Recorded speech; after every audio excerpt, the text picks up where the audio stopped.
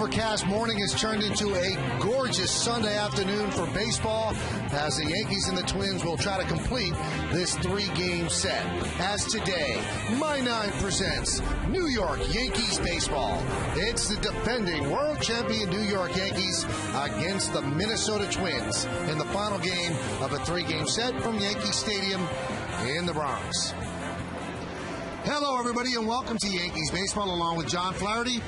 I'm Michael Kay. Well, the Yankees took yesterday's game. They've taken the first two against the Twins. And the one thing that's happened is that the guys that have to step up have stepped up. The Yankees have some injuries. Curtis Granderson's out. Nick Johnson's out. They need their 3-4 hitters to rake, and that's what's happening. Yeah, the middle of the lineup has to step it up. And you're right, Mark Teixeira and Alex Rodriguez have picked up the pace. This was a great at-bat yesterday for Mark Teixeira. Fouled off a lot of tough pitches. Finally got one he can handle. His 7th home run of the year into the sweet level at the new Yankee Stadium. He's starting to heat up 19 RBIs in the month of May. And Alex Rodriguez has shortened up that leg kick a little bit, and the results are starting to be there for him. This was a grand slam Friday night, 19th career grand slam for Alex Rodriguez. Kind of gave the Yankees some separation in that ball game. They were able to win the first game of the series, but the 3-4 hitters for the New York Yankees starting to pick up the pace. And the numbers are startlingly good. 4 for 7, both of them in the series. Each have a home run. Teixeira with 3 ribbies and A-Rod with 5. Let's take a look now at today's pitching matchup. It's brought to you by TGI Fridays. Nick Blackburn is going to go for the Twins, 3-1. He'll try to avoid a sweep with a 4.76 ERA. Sergio Mitre will make his second start, 0-1 with a 3.86. Last time out, Mitre not too bad against the Tigers. No, he was pretty good in that ball game, and what you're going to look for from Mitre and Blackburn, a lot of sinking fastballs, good movement, down in the zone. If these two guys are on, they're going to get a lot of ground balls, a couple of strikeouts, but they're not strikeout pitchers. When you do get ground balls, you have to make the plays in the field. Alex Rodriguez, a tough play, a throwing error led to a couple of runs, and Johnny Damon got a mistake from Mitre, middle of the plate, a home run. But if these guys are on, you're going to see a lot of ground balls this afternoon. Well, it should be a fun matchup, and it also should be interesting to see how Javier Vazquez is going to accept the fact that they've skipped over him again in favor of Phil Hughes. We'll talk about that decision. Vazquez is going to start next Friday. We'll talk about it next, though.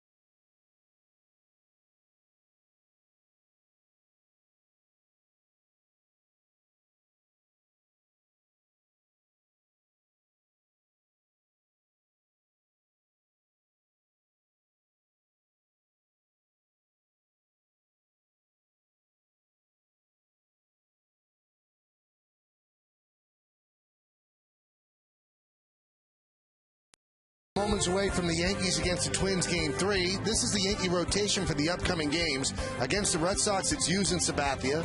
Tampa Bay, it's Burnett and Pettit. And then Vazquez is going to pitch on Friday. Hi, everybody. That's John Flaherty. I'm Michael Kay. Now, the one thing about that lineup that we just saw is that Vazquez is supposed to be pitching Monday or Tuesday because he had pitched in the doubleheader with Phil Hughes. The Yankees decided to skip over him again. What do you think of the move? You know, I think it's the right move. Phil Hughes, he deserves this start. He's 5-0 with a 1.38. He's been the Yankees' best starting pitcher so far this year, so he's going to be rewarded with that start tomorrow night. And Vazquez, you know, he pitches interleague play. He's an experienced hitter, so that's going to work out. I wouldn't be surprised maybe he comes out of the bullpen in one of those games, though. Now, the interesting thing is that I asked Joe Girardi about it. He said, you know what, we had to go with our best starters, which was very forthright. He also said it wasn't an easy thing to tell Javi Vasquez. How do you think Vasquez handles this emotionally? Well, I'm sure he's not happy about it, but the bottom line is he realizes the other four guys are throwing better than him. He's still got a little bit of work to do, so you get some time on the side in the bullpen, and hopefully your next start against the Mets will be a good one. All right, we'll see how it goes when we come back. Lineups, first pitch, baseball, all coming up next right here on My 9 as the Yankees take on the Minnesota Twins in the final game of a 3-game set.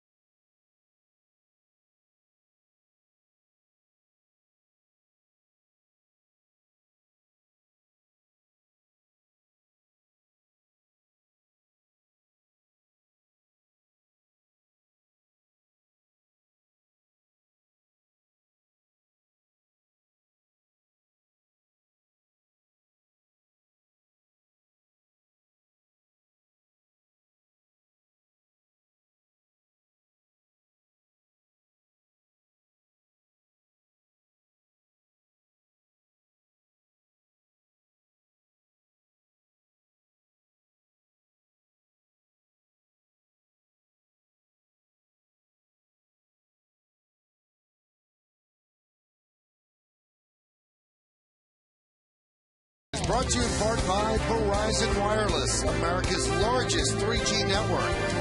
Nissan invites you to shift the way you move. And by TD Bank, America's most convenient bank.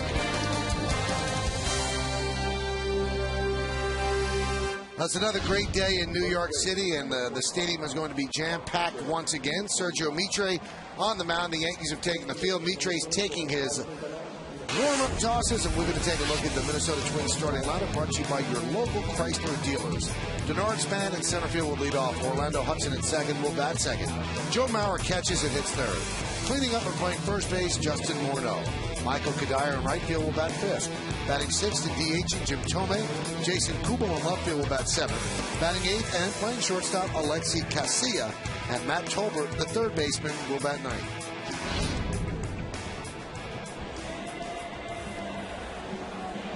Minnesota Twins lineup going to go to work against Sergio Mitre. It'll be his second start of the year, but his 7th appearance. Numbers pretty good. 14 innings, only 10 hits, 6 walks, 7 strikeouts. Opponent's hitting 204. And we'll take a look at our New York Yankees pitcher scouting report, brought to you by your local Jeep dealers. Second opportunity to get a start. We'll see if he can build on the first one. He needs to have a clean first inning. 10 starts as a New York Yankee. His ERA in the first inning, 8.10.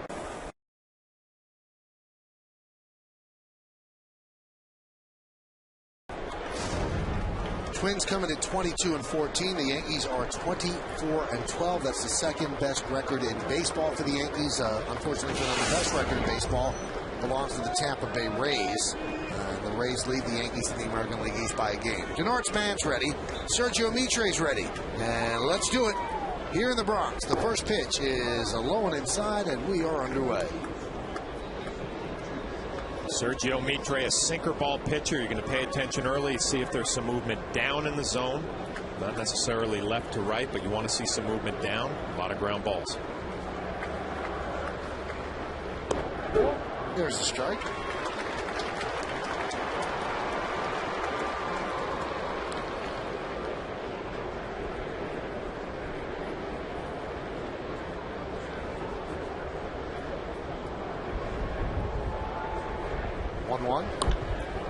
Given to right field. Marcus Timms drifts over. And there's one away. New York Yankees baseball is broadcast in Spanish. It's available by hitting the SAP button on your television. And SAP is brought to you by Toyota. Toyota wants you to know we're working harder than ever before for our customers. Toyota, moving forward. Here's Orlando Hudson. The Yankees have done a good job in the first 2 games at the top of the Twins order. Span's now 1 for 9 in this series, and Orlando Hudson coming into this at bat is 2 for 8. You keep them off because you know you've got Mauer and Morneau after them.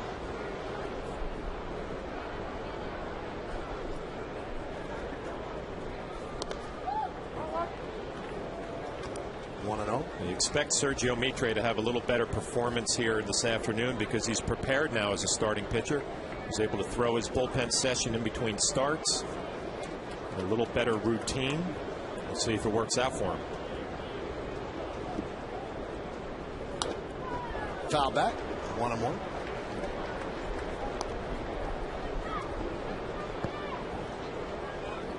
Since 2002, the Minnesota Twins here in the Bronx are 3-25. They know that, the Yankees know that, and neither side really has an explanation for it. A 1-1. Missed. 2-1. The Yankees have won a lot of those games in different fashion, too. A lot of comeback wins, walk-off wins. Yesterday was just a good professional win against the Minnesota Twins. An outstanding start from Andy Pettit. A couple of runs against Liriano, and then they blew it open late. Right to Cano, 2 away. Let's take a look at the Yankee defense behind Sergio Mitre, and he makes the defense work because you put the ball in play against Sergio. Wynn, Gardner, and Timms in the outfield. That's left to right. Infield, A-Rod, Pena. Jeter's a DH today. Cano at second and Teixeira at first. Posada behind the plate. Pena getting a start at shortstop. Derek Jeter DHing. Expect him to be a busy man this afternoon, like you mentioned, Michael. Mitre with all those sinking fastballs, a lot of ground balls. Here's Joe Mauer. 4 hits and 8 at-bats in this series. A lot of those hits going the other way. 4th in the American League in batting. See if the Yankees try to combat that today and pitch him inside a little bit more. They're shading him to hit the ball the other way. A lot of room in right center. There's a strike.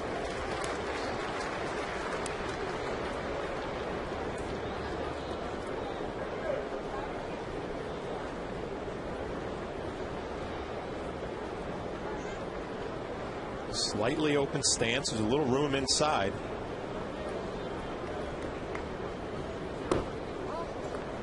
What do you mean by that, John?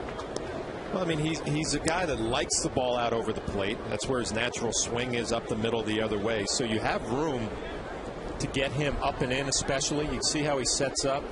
You want to pitch him somewhere in here by his hands. The dangerous part, last year he learned how to pull those pitches a little bit better. 28 home runs.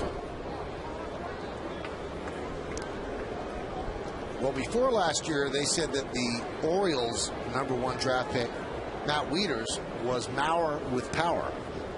Now they can't say that because Mauer does have power after last year. Just completed his whole game. There's the ground ball. This time Mitre does his own work, and he works a 1-2-3 inning against the Twins and does it with just 12 pitches. So the Twins go down in order, and the New York Yankees are coming to bat.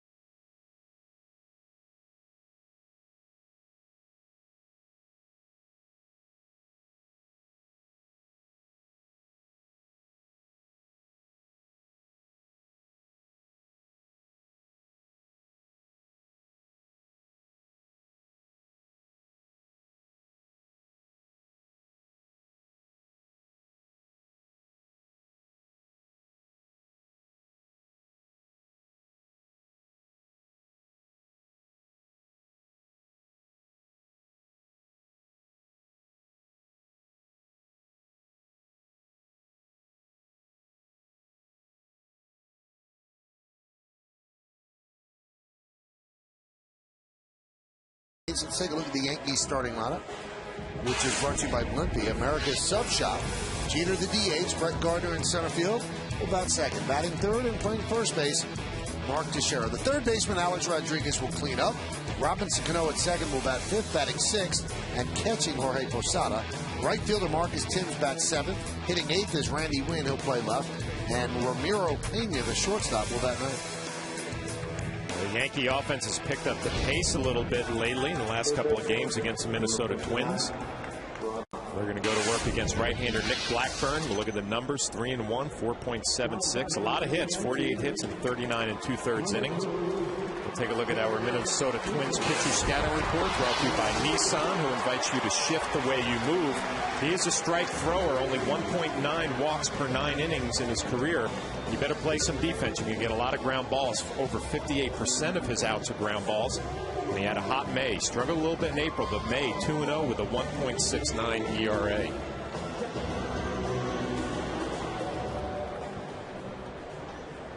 Here's Derek Jeter. Derek hitting .396 so far at Yankee Stadium this year. 271 overall. Just came off a road trip where he was 3 for 29, so that brought that number down considerably. Derek with 2,789 lifetime hits. And the pitch from Blackburn, low and away, 1-0.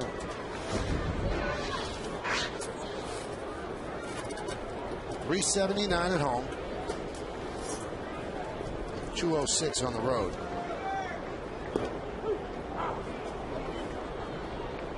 Count 1-1.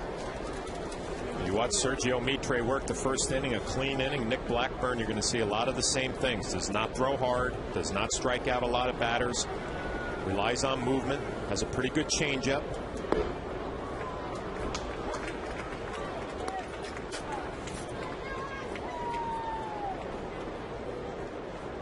Watch Joe Mauer behind the plate with a sinker ball pitcher. He doesn't move a whole lot after he gives a sign, just pretty much shifts middle of the plate. Soft ground ball to second. Hudson. And there's one out.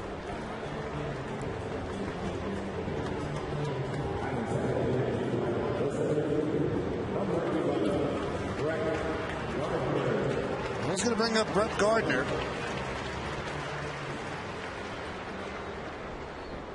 Brett's at .322.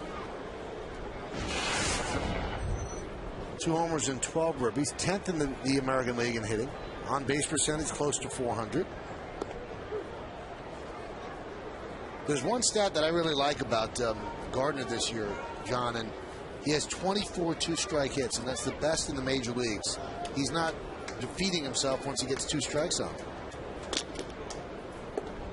When he first came up, I thought he took too many pitches. You know, tried to work the count a little bit too much.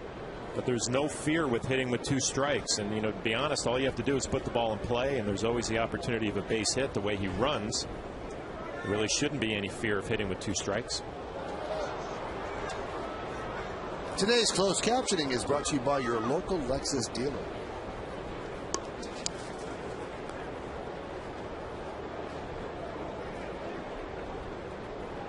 Twins want to keep Gardner out the bases. 17 stolen bases in 18 tries this year. And they do keep him off the bases as he looks at a called 3rd strike. Not afraid to hit with 2 strikes, but he just gets beat by movement here. It starts at the hip, comes back to the corner.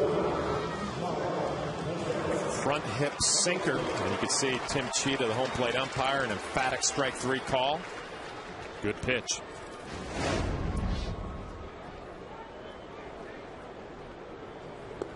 Here's Mark Teixeira, takes a strike. John mentioned Tim Cheetah is behind the plate. Bob Davidson is at first. Alfonso Marquez at second, and Tim Timmons over third.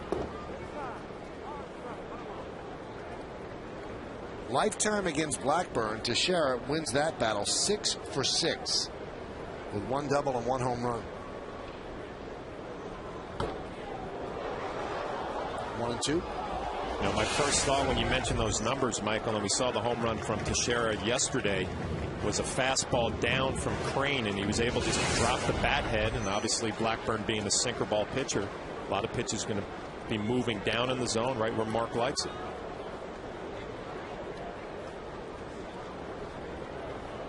Teixeira hitting .333 in May, 19 for 57. He has the average off the interstate. He's at .217. The 1-1. Check that. It's 2-2 now.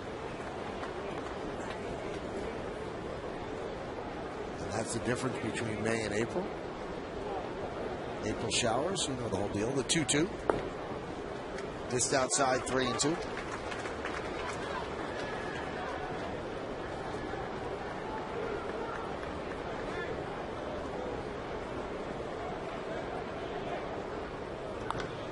Served into left field. Jason Kubel will make the play, and that will do it. As the Yankees go down in order 1-2-3 against Nick Blackburn. We played one. There's no score here at Yankee Stadium.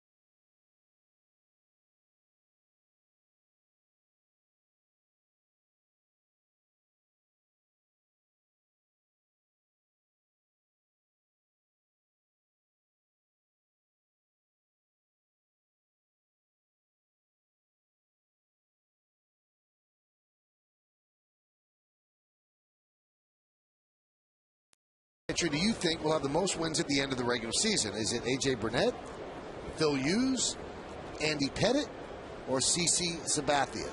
You can text 1, 2, 3, or 4 to 71938 or go to my9tv.com. Brought to you by Toyota moving forward. Who do you think's going to have the most wins there? Well, the easy choice, or the hot choice now would be Phil Hughes, but boy, it's tough to argue against CC Sabathia, Andy Pettit. You could make a case for every one of those candidates. You look at the starters, John. Sabathia with 4 wins, Burnett with 4 wins, Pettit with 5, Hughes with 5. Pretty good from your starters. It's outstanding. You know, I was impressed Friday night with AJ because I didn't think he had great stuff that night and still was in line for a win. It didn't work out because Marte had a tough inning. But if he can keep his team in the ballgame when he doesn't have his good stuff, that's when he's going to go for that big year, maybe 18, 19, 20 wins.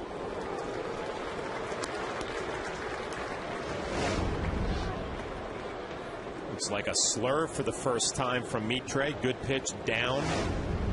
Got through that first inning, which is always his problem. Only the 4th time in 11 starts as a Yankee he has gotten through a clean first inning.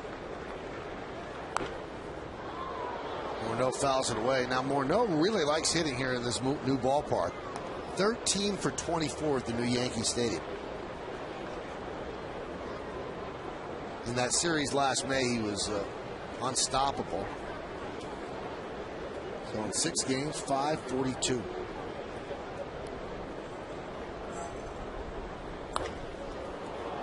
Driven out to left center. Long run. That's not going to be caught. See ya. A home run into the Twins bullpen by Justin Morneau. Did he give it a ride? His 9th home run of the year, and it's 1-0 Twins.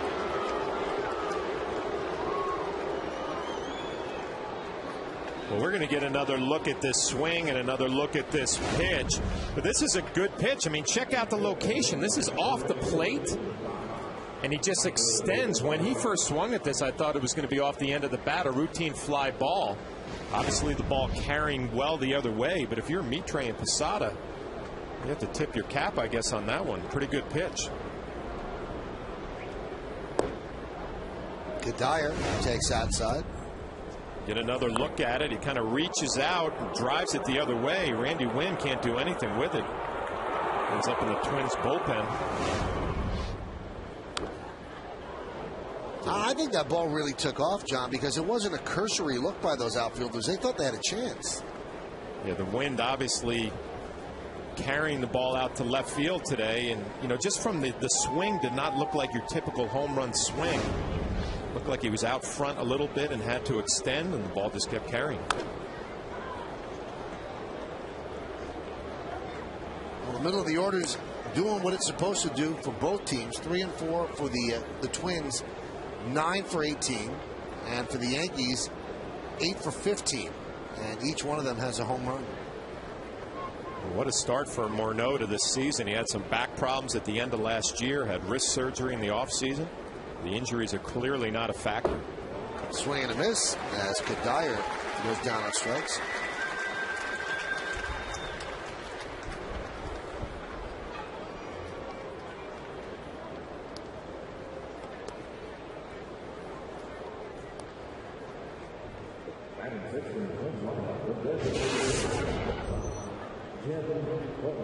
Here's Jim Thome.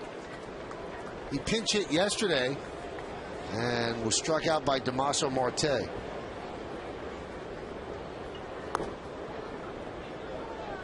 First game he's starting here at the DH Sunday. Good numbers against Mitre, and only 4 at bats, has 3 hits. 569 career home runs.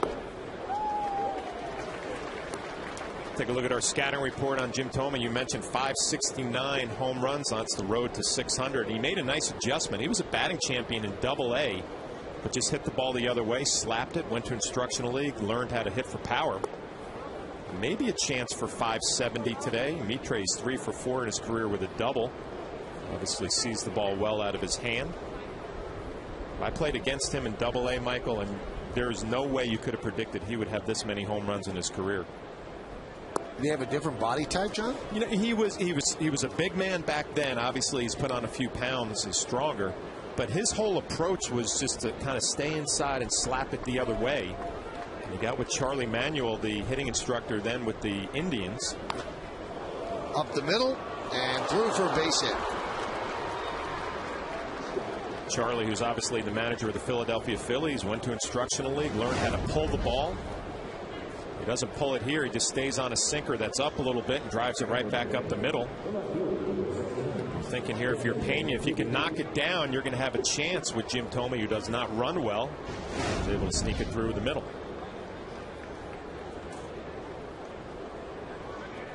Went to instructional league, learned how to pull, and then next year at AAA was the MVP, and the rest is history. Here's Jason Kubel.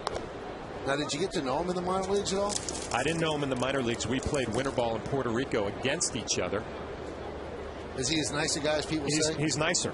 He's nicer. And, you know, we had a chance to know each other in Puerto Rico and then played against each other all the years with Cleveland. And good chance to catch up with him Friday. Nicest guys in the game. On his way to the Hall of Fame. Well deserved. Well, I got to believe 600 home runs will be on his mind, right? 569. I don't know how he's going to get there, John. If he's playing part-time, that's a lot of home runs to get. He's got 5 already, though. 5 already, yeah. He's started nice this year. A couple of years at 20, and you're there. You're right there. Is that a milestone for him? Did he tell you? He did not mention that to me. I mean, he just says he's enjoying his time with the Twins, and you know, when you get up in the years, and I can't speak to all the things that he has done because it's a Hall of Fame career, but it just gets to the point, do you want to keep doing it? You know, does your family want you to keep doing it? So many things pulling you home, but obviously still enjoys what he's doing. Good ball club with the Twins, chance to win. Strike 3. Kubel down looking. This week, My 9 has your ticket to Yankees baseball. Starting Tuesday night at 7, the Red Sox are in town looking for some payback. Then Thursday night at 7, the Bombers take on the Red Hot Rays. 2 big nights of Yankees baseball. Tuesday and Thursday night at 7 right here on My 9. 2 good games. Here's Alexi Casilla. There's a ground ball. And grabbed by Cano. And that'll do it. But the Twins take the lead. 1 run on 2 hits, no errors, and 1 man left. And the big hit off the bat of Justin Morneau, almost off the end of the bat. And when it landed, it was in the Twins bullpen and a 1-0 Minnesota lead.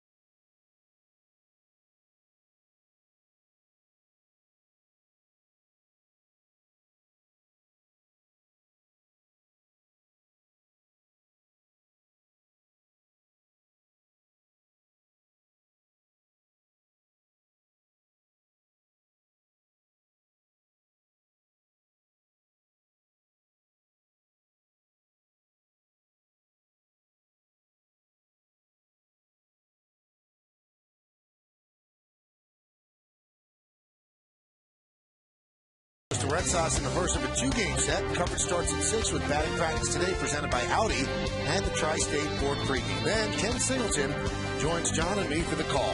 Red Sox, Yankees. Coverage starts tomorrow night at 6 only on Yes. Alex Rodriguez leads off against Nick Blackburn. The pitch outside, 1-0.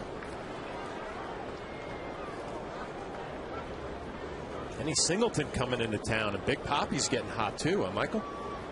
Turn his year around. The Red Sox are playing a lot better than they have played against the Yankees. They've lost 4 out of 6 to the Yankees, so it'll be interesting to see them in this record.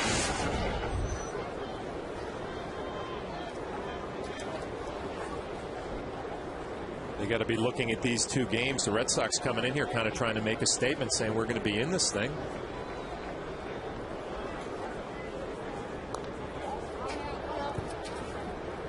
Clearly Tampa Bay has gotten off to a red-hot start. Yankees keeping pace.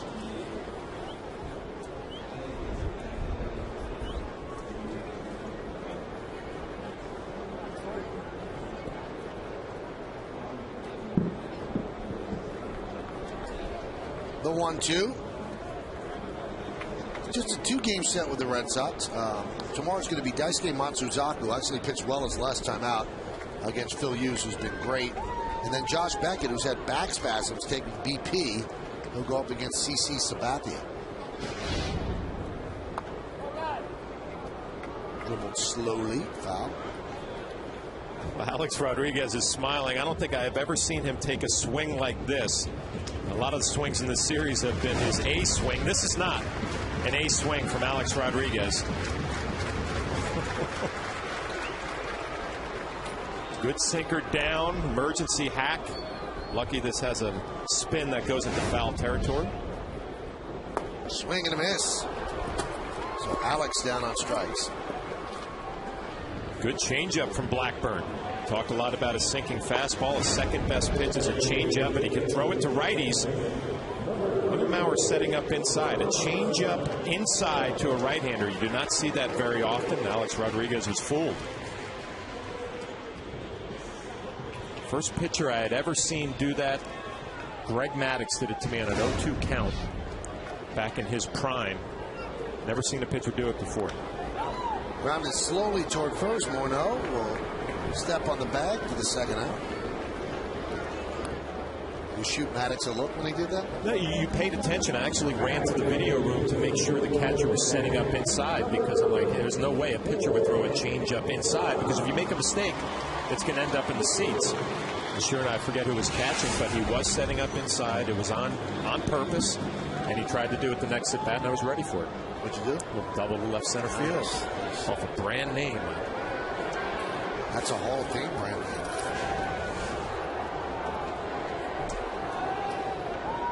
Kevin Long, hitting instructor with the Yankees, talking about the scouting report today on Blackburn. He said they'll throw changeups to right-handed hitters. Now, why is it that people usually don't? Because if it comes out over the plate?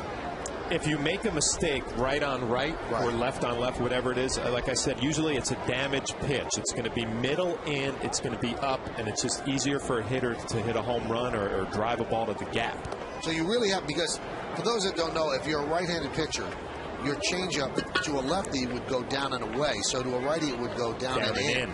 So you've got to really start it in. You can't start it middle, because then it's right in the happy zone. The one thing is, if it's a good pitch for you, you have to trust it, no matter if it's a lefty or a righty, that you're going to make a good pitch. And Blackburn obviously has that confidence in his changeup, and it worked out against Alex Rodriguez.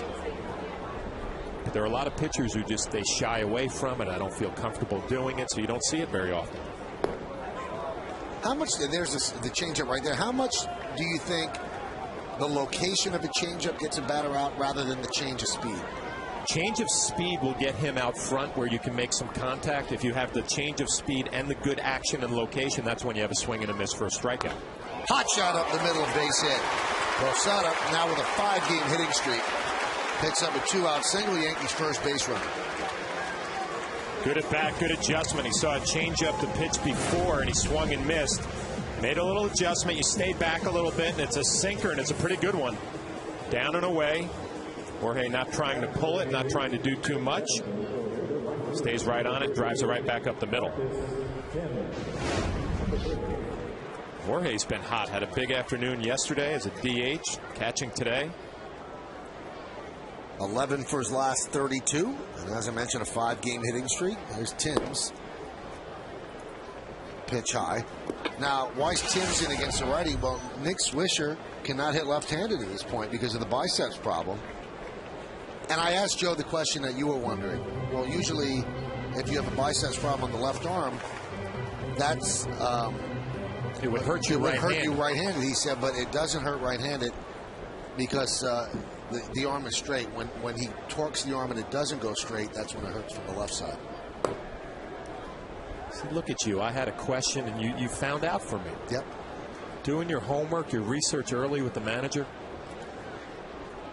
We put together the Joe Girardi show. So we had a half hour together. WB Mason presents the Joe Girardi show.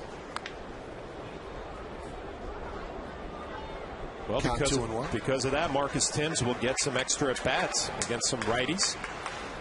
Not his strength. He's been feeling pretty good at the plate all year, so we'll see if he can take care of some right-handed pitching.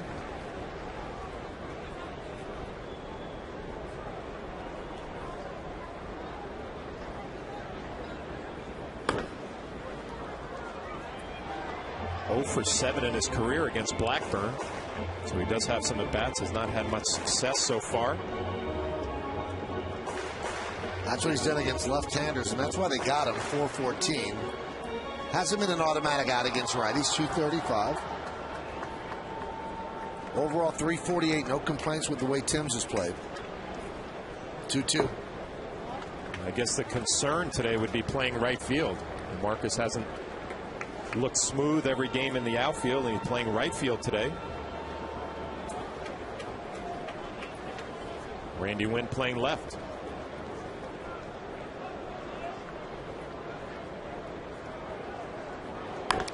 Posada goes on the 3-2 and 2 outs. Grounded foul.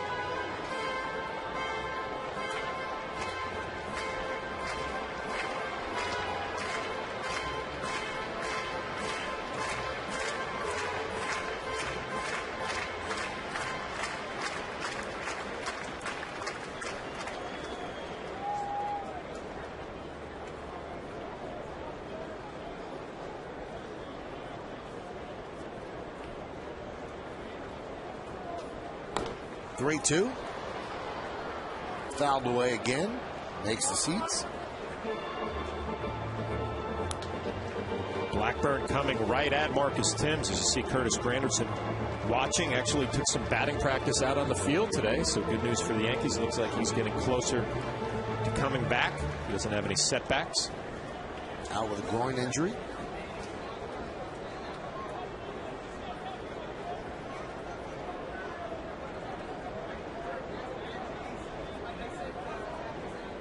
Goes, and Posada's getting his running in. We'll see who wins this battle here. And this is Curtis earlier this morning, taking some batting practice out on the field. Doesn't look like he's favor anything there. It looks like a smooth swing.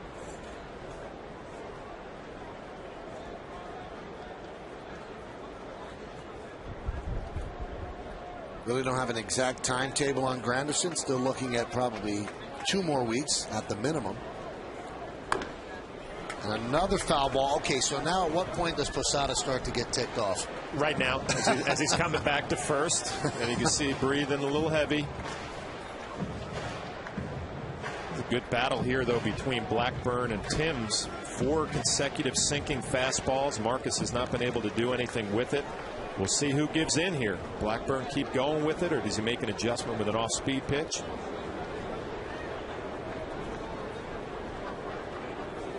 This time Blackburn steps off to chase Posada back. I think he's actually double thinking his pitch selection there. Morneau is going to play behind Posada. Looks like they might go with a changeup. Pitch is inside, so Thames wins that battle as Posada moves to second. Blackburn gave in mentally and changed his pitch selection. It didn't look like Marcus was going to be able to do much with that sinker. Got a little frustrated, went to a changeup, and he missed. 10 pitch at bat. And that's going to bring up Randy Wynn.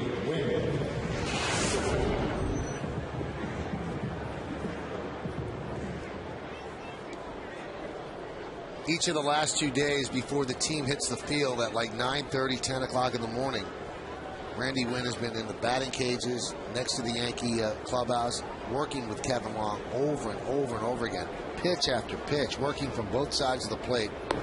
And he's trying to find it because he knows this is his opportunity to show something, especially with Granderson out. He's going to play a lot. And he certainly does not want to be hitting 179.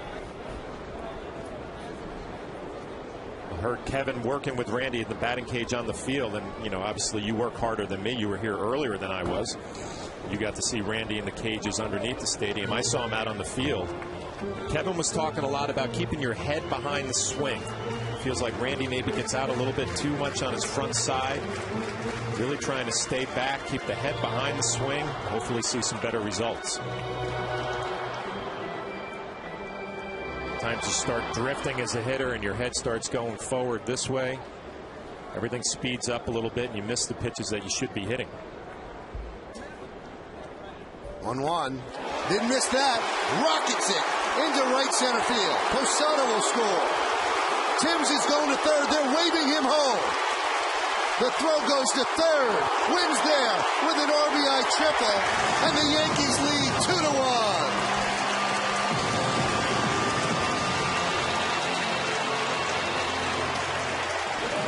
Nice hit for Randy Wynn, a triple. He's got to feel good about that, but you love the Yankees doing some damage with 2 outs. Jorge Posada, a base hit.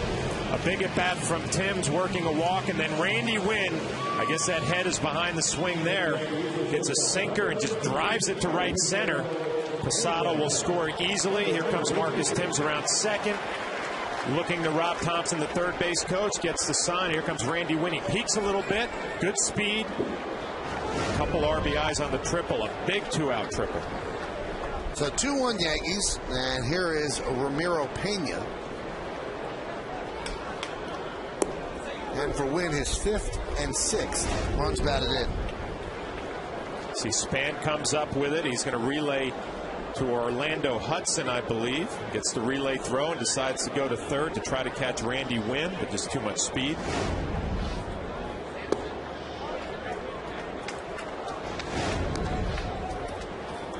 And the batting coach, Kevin Long, obviously pumped up. Boy, he works hard. You know what, though, as a hitter, there is not a better feeling than your hitting instructor on the top rail, watching every pitch, watching every swing, obviously excited with the result.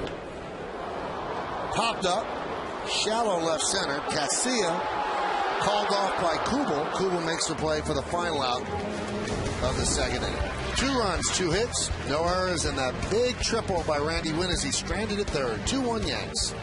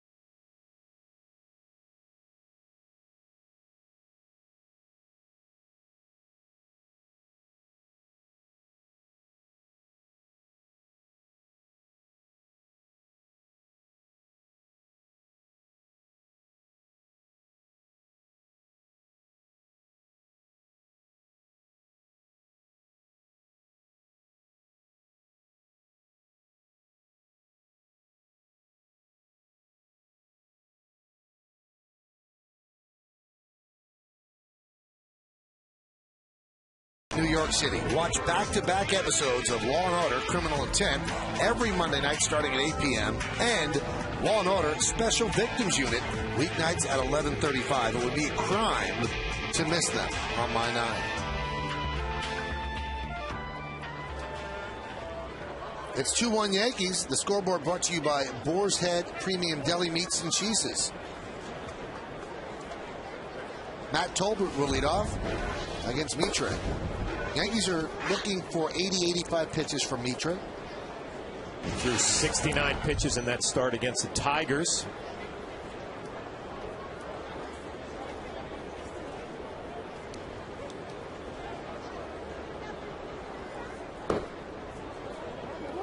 Like I said in the scouting report, if you can get him to 5 innings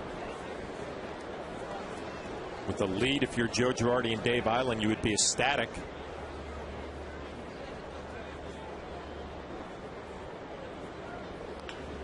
Rounded to first. Teixeira steps on the bag. 1 out.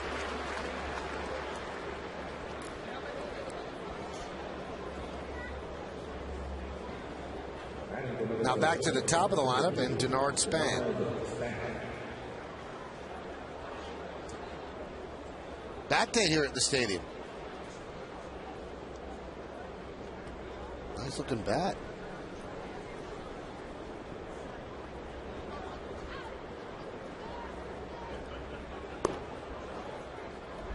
You got to get one for the kids, John, or a couple. Got to get a couple of those.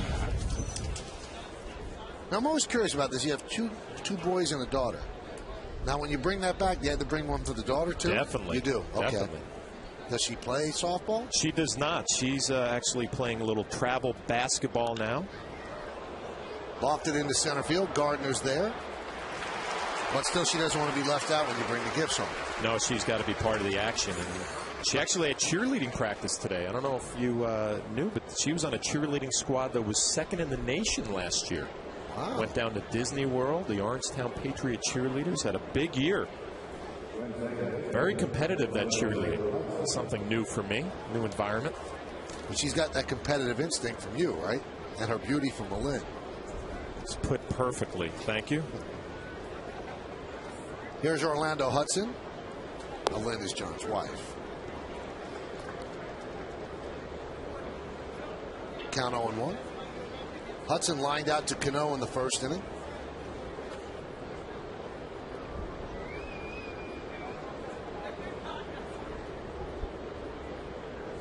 And the 0-1. Strike. 0-2. Maitre looks like he's got it all going today. Good movement, pitching ahead in the count. Good changeup, nice slurve.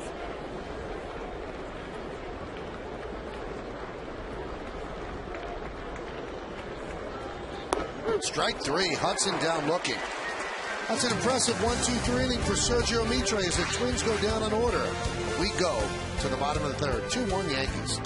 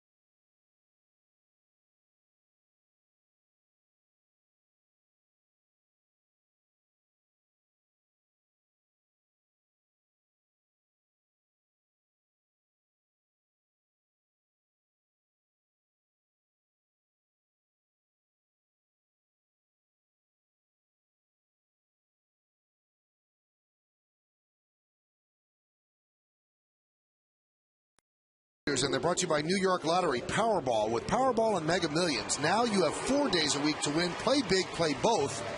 Home run leaders in the American League. Paul Konerko with 13. Ty Wigginson's having a good year filling in for Brian Roberts with the Orioles with 12. And then Alex Gonzalez and Vernon Wells, 10 apiece for the Blue Jays. Where's that coming from with Alex Gonzalez? And Vernon Wells having a big bounce back year. Derek Jeter leads off. And the breaking ball has no bite. 1-0. On the Boar's Head scoreboard, it's 2-1 Yankees. Part of the reason the Blue Jays are respectable this year and off to a nice start. And it shows you that a lot of it's luck, John, because last year when J.P. Ricciardi was the GM, they were trying to give this guy away, and they couldn't because the salary's so high. That one is driven into right center field. Giving chase is Span, and he makes the play. Denard Span takes an extra base hit away from Derek Jeter. Well, Derek Jeter has to be getting a little frustrated at this point. Had one of those road trips where he hit the ball hard, right at people. And here Span, the center fielder for the Twins, covers a lot of ground. Makes a nice running catch. Again, Derek Jeter robbed of a base hit.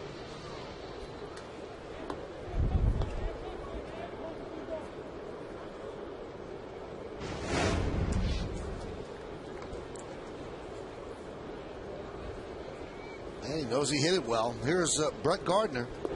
Shows bunt.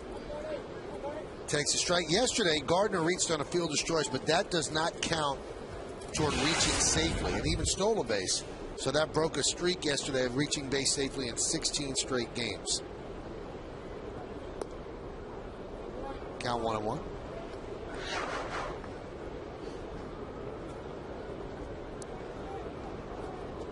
See some of the scores from out of town. And the out of town scoreboard brought to you by Mazda. Zoom, zoom. And that one's popped up left field. Jason Kubel shades his eyes from the sun. Makes the second out. That's going to bring up Teixeira. Now, yesterday, Mark Teixeira hit a home run into the luxury level in right field. And he really, really crushed the ball. So I kind of did an informal survey today. All the Yankees, manager, hitting coach.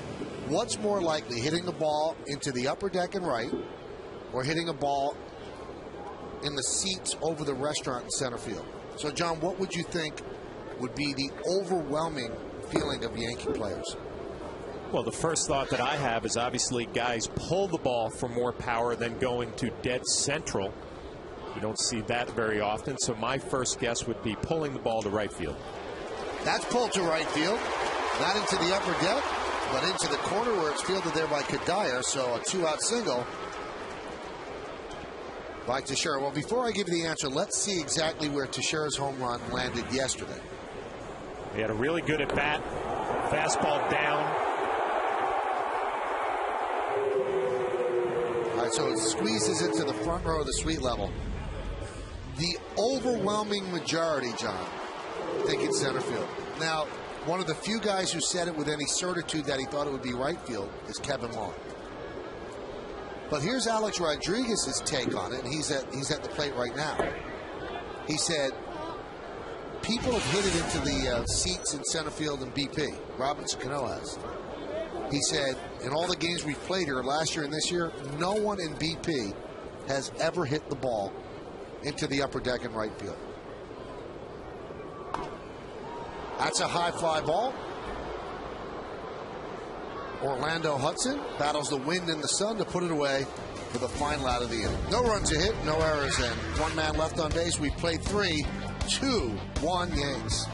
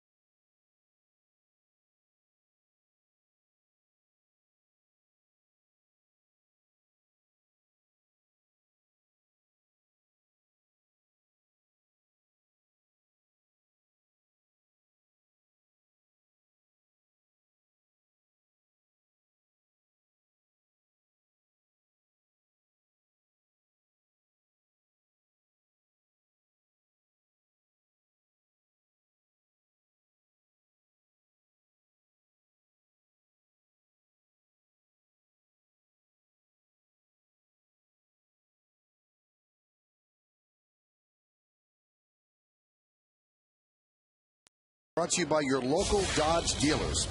Who was the last Yankee to lead the American League in stolen bases? I think I know this one. We'll go and find out all together in the bottom of the 4th inning.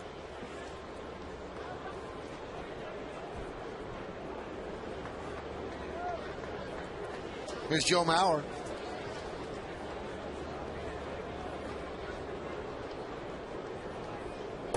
Pitch inside.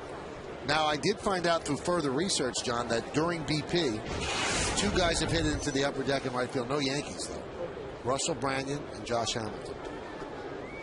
See, that's my thought. If you get a power hitter like Jim Thome today, you know, and you get the perfect fastball or the conditions where the wind's blowing out a little bit to right field, I think that's reachable. Boy, you really worked hard this morning. A lot of research. And you're proud of your research because you're telling everybody about it. It's impressive. One thing that Alex wanted to know, though, he said that the shot to center is a killer. He said, but can you find out how long it is? So I have to find out. I don't know how to find that out, but I'm sure somebody at the ballpark knows what it is to the seats over the restaurant. Now, in the history of this ballpark, short history that it is, as Mauer goes the other way, only one guy has hit the restaurant. That's Russell Brandon during a game. Nobody else has. And we've seen Robinson Cano during BP go into the seats over the restaurant.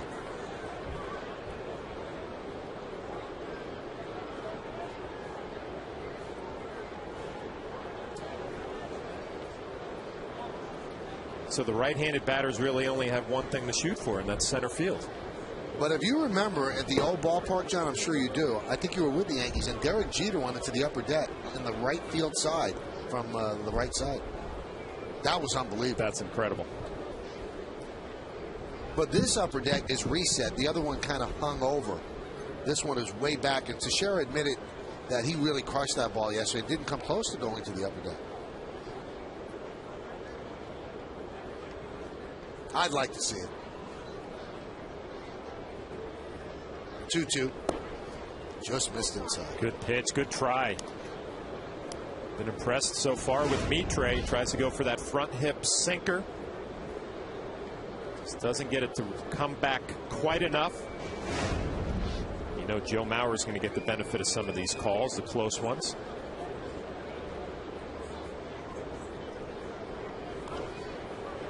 I would always get frustrated with Wade Boggs when he would come up to the plate because it had to have the whole plate for an umpire to call him out. Just on respect. Just on respect and reputation. What a good eye he has. Matchup here of Mauer and Mitre. Anything close, you would think might go to the most valuable player last year. 3-2. Line drive. Caught by Cano. Have there been at least 4 line drives this series right at Cano? So there's one away. The My 9 Comedy Club is open for laughs weeknights. Watch back-to-back episodes of Everybody Loves Raymond at 6 and a King of Queens doubleheader at 7. See what trouble Ray and Doug get themselves into weeknights here on My 9.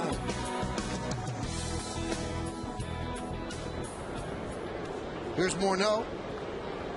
Hit a home run into the Twins bullpen the other way in the second inning. And he's now hit safely in 14 of his last 15 games.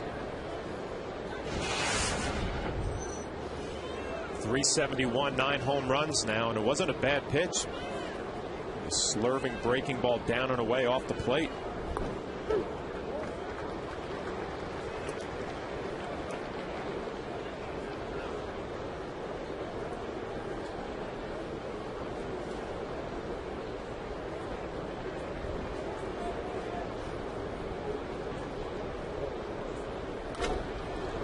Sounded like a broken bat.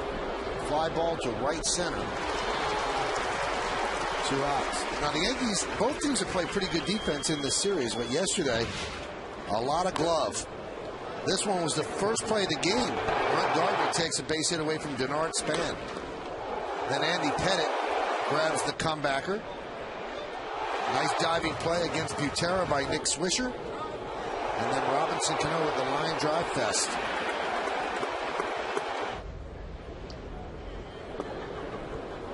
He's had a few line drives hit at him today. Orlando Hudson and Joe Mauer.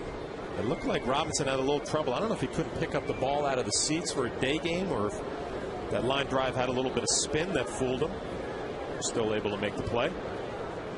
You mentioned Wade Boggs, John, and he told me that at the old Yankee Stadium, I think the grade of the seats was about the same here. He said it was frightening in afternoon games. He said people wearing white shirts. He said you just couldn't see the ball. It came right out of the seats. He said you're blinded. You see it when it's right on top of you. And he still won a Gold Glove while he was there. I think he won 2.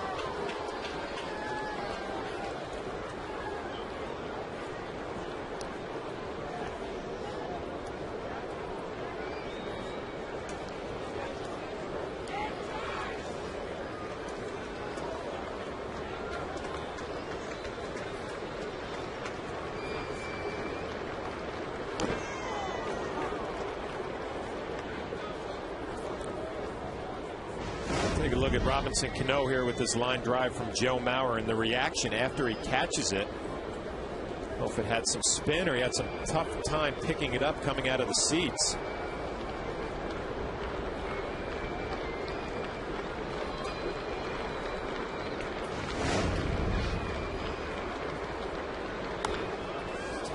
High pop-up. Brett Gardner is there. And he'll make the play for the final out of a 1-2-3 inning. And Mitre has retired 8 in a row. We'll go to the bottom of the 4th. Yankees up by 1.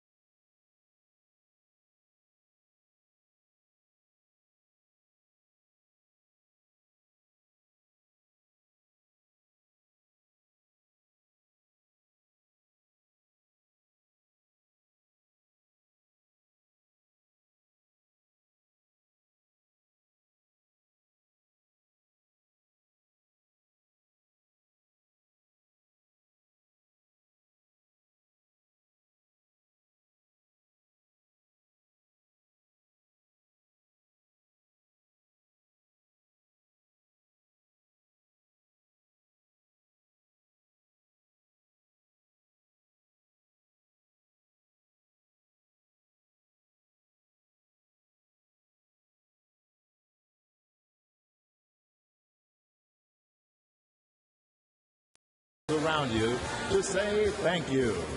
Raise those bats high.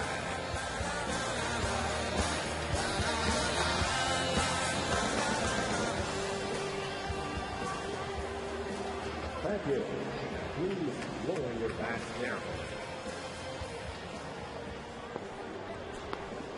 Let's see the answer to the Dodge trivia question.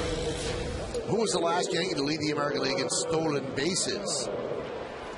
Now, you might think it's Ricky Henderson, right? Well, you'd be wrong. Alfonso Soriano led the league with 41 in 2002. I thought maybe Chuck Knobloch. Sure, he had a lot.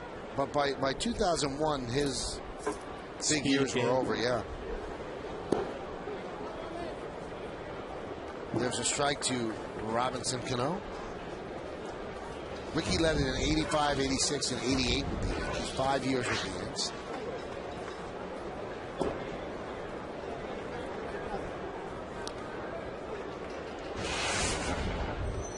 One of my favorite teammates, Ricky Henderson. Really? What a I thought he got a bad rap. Right back to Blackburn. How so? Well, I went in there with the San Diego Padres, didn't know Ricky at all, and what you hear about him, he's a little bit different, talks about himself in the third person, but could not have been a better teammate. Helpful. Had the ability to kick it into another gear too, Michael. I remember going to the playoffs that year, and Ricky said, it's Ricky time now, boys. Let's go.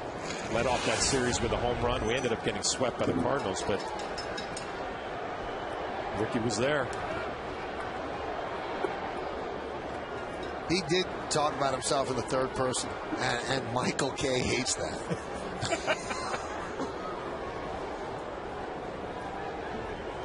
Now, there's so many stories about Ricky that you don't know if they're true. You know, whether they're apocryphal or not. Like, the best one was when John Allwood played for the Mets. And he was telling the, he walked up to Allwood and said, because Allwood wore the helmet on the field. And he said to Allwood, he goes, that's funny, man, because I used to have a teammate in Toronto that wore a helmet in the field. And Allwood goes, that was me. Well, the one thing about Ricky, he did not know anybody's names. He knew his own name, but he didn't know any of them. I was known as Fla Fla. Then there was Lefty. I think it was Sterling Hitchcock was Lefty. Did not know anybody's name. Were you Fla Fla because of Flaherty? I guess so. And you answered to Fla Fla. Hey, whatever Ricky wants, Ricky gets. I'm going to call you Fla Fla from now on.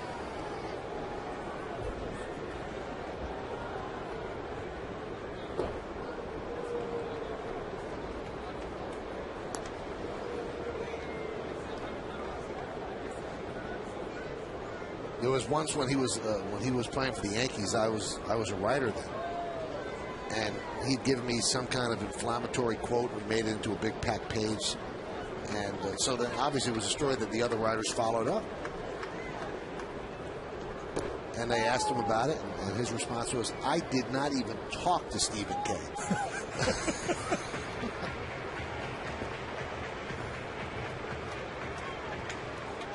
And he wasn't lying. He didn't talk to Stephen K. How was he to deal with as a writer? It was great because, you know, it was almost like putting a quarter into a jukebox. You knew there was a tune coming out.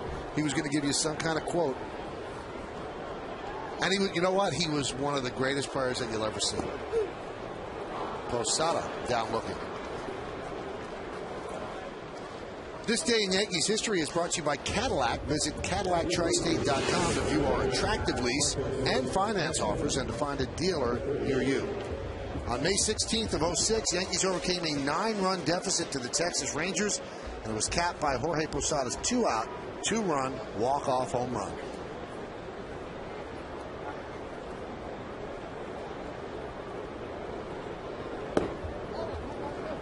Timms takes outside 1-0.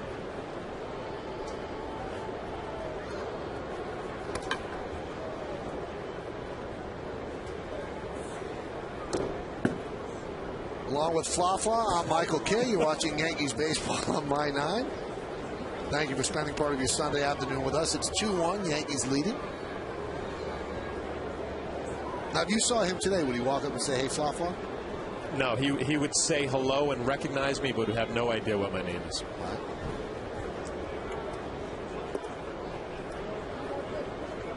Well, Willie Mays supposedly did not remember names, and that's how he became the Say Hey Kid, because he would see somebody he didn't know and go, say hey. The 2-1. That one is looped to shallow right. That could dunk in, and it does. Just off the glove of a diving Orlando Hudson. A nice try by Hudson, and he's slow getting up.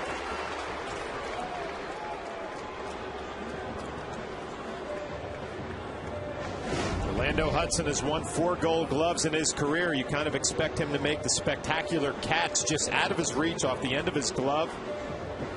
Marcus Timms, who's had 2 good at-bats today, working a walk his first at-bat, and a base hit here right off the end of the glove of Orlando Hudson. Having a nice afternoon against a right-handed pitcher. Marcus really a huge at-bat in the second inning. 2 outs, working a walk after a Jorge Posada base hit, and then Randy Wynn, the big triple.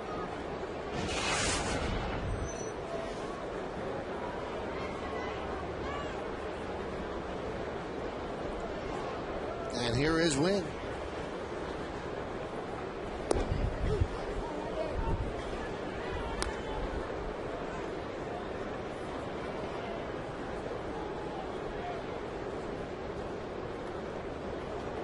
Count 0-1.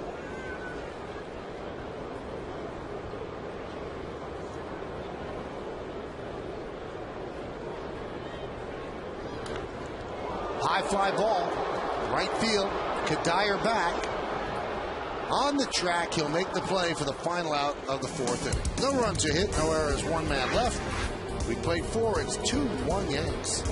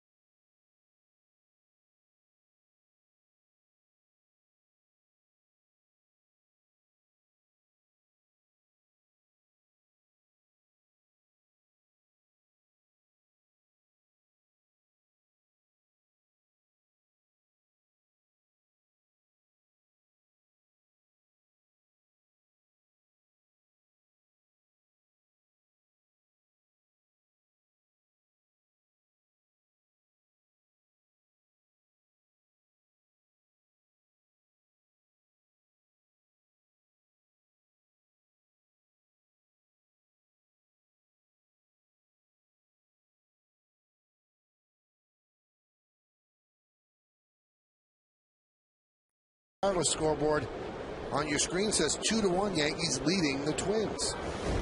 It'll be Tome, Kubel, and Casilla. Again, Sergio Mitre has thrown just 55 pitches in 4 innings, so a nice pitch count for him. They'll let him throw about 85, and then they'll go to the bullpen. 1-0. Well, Michael, you talked earlier about the Twins having a tough time, and they come to New York, and you look at this series, probably saying, okay, A.J. Burnett, we have our hands full. Andy Pettit, veteran, knows how to win ball games. Looking forward to Mitre on a Sunday afternoon, but he's been lights out so far. One mistake.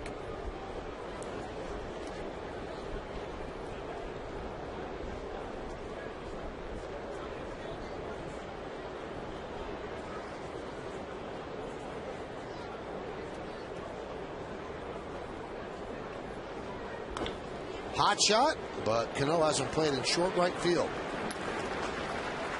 1 out. Luxury when you're a sinker baller. You get behind in the count 2-0. You just throw it right down the middle, rely on some movement. Thome hits it hard. Right at Robinson Cano. Easy play.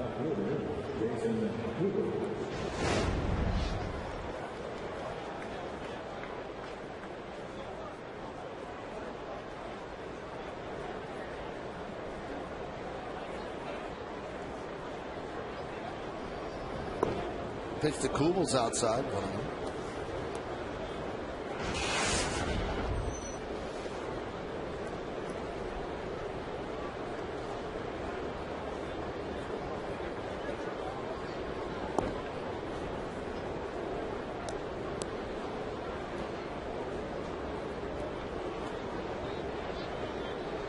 Again, behind in the count 2-0. We'll see if he relies on that sinker with the movement.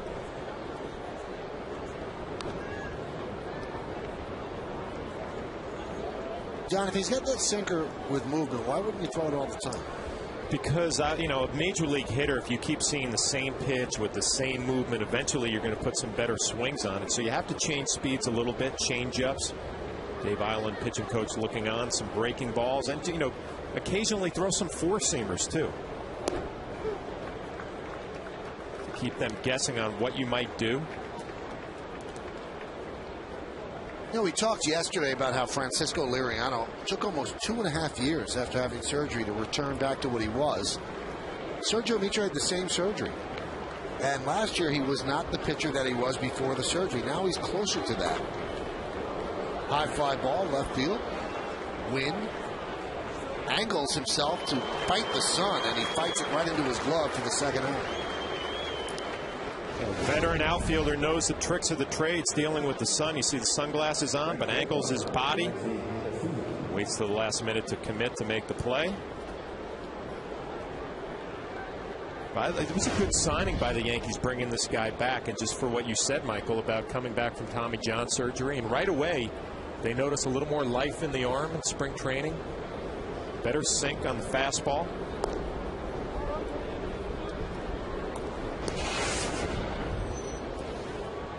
Nice luxury to have in that Yankee bullpen as a long guy, can give you multiple innings, or if you need him a spot start, doing a nice job.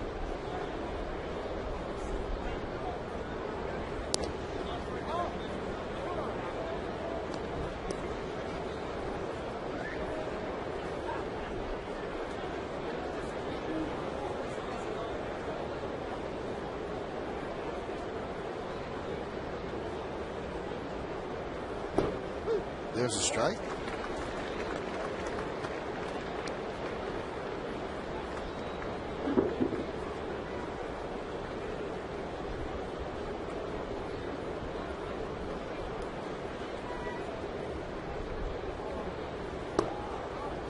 And he's lost the strike zone against Alexi Casilla. Yeah, it's the last thing you want to do. You get 2 quick outs. Number 8 hitter. Doesn't have a lot of power. Challenge him here right down the middle with some movement. Force him to put the ball in play. And he doesn't put the ball in play, and he takes a walk. First walk of the afternoon for Sergio Mitre, and that's going to bring Dave Island, the pitching coach, out. Have a little conversation. This copyrighted telecast is presented by authority of the New York Yankees and may not be reproduced or retransmitted in any form, and the accounts and descriptions of this game may not be disseminated without the express written consent of the aforementioned New York Yankees.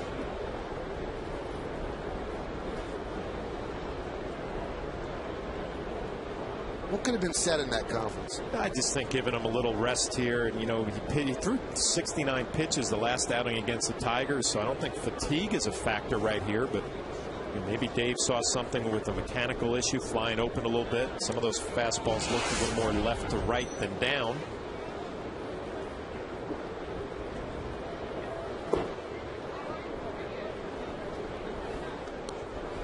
Count 1-0 to Tolbert.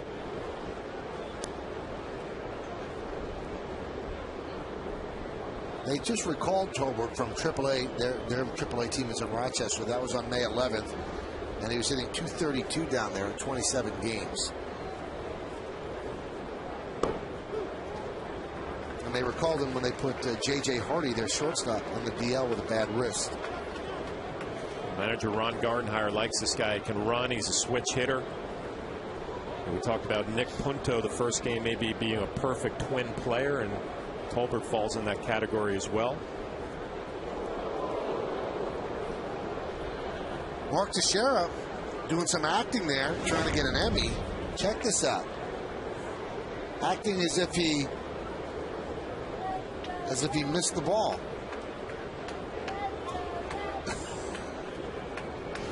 But Casilla was not buying.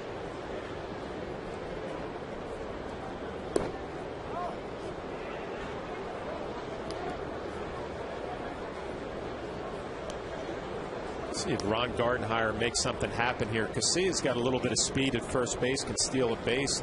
Tolbert can put the ball in play, ahead in the count 2-1 with 2 outs. Haven't done a whole lot against Mitre this afternoon. Line drive down the right field line. It's a base hit. Timms will get the ball and quickly moving to third is Casilla. So Tolbert with a 2-out single, and the Twins mounting a 2-out rally with first and third. And Denard Span coming in. Really one of the only opportunities that Ron Gardenhire can do something this afternoon as Tolbert gets ahead 2-1. Good speed at first base. You play a little hit and run. And Tolbert doesn't hit it all that hard. Just slaps it into right field. A little first and third now with 2 outs.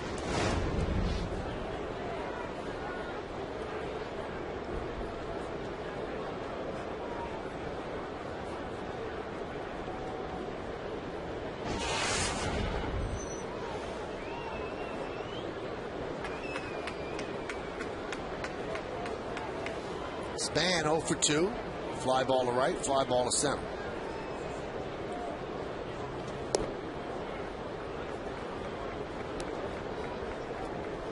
And there's some stirring in the Yankee bullpen as Mitre's pitch count is at 73. Sometimes this last out in the 5th inning when you're a starting pitcher in line for the possibility of a win as David Robertson's getting loose. The toughest out to get. And there's a ground ball up the middle, and they get that final out. Nice play by Pena. Just missed the bag, and the Yankees are lucky. If it hits the bag, probably kicks away from Pena, and everybody's safe. So Mitre does get that final out. No runs a hit, no errors, and 2 men left. The end of 4.5. We're halfway through. 2-1 Yanks.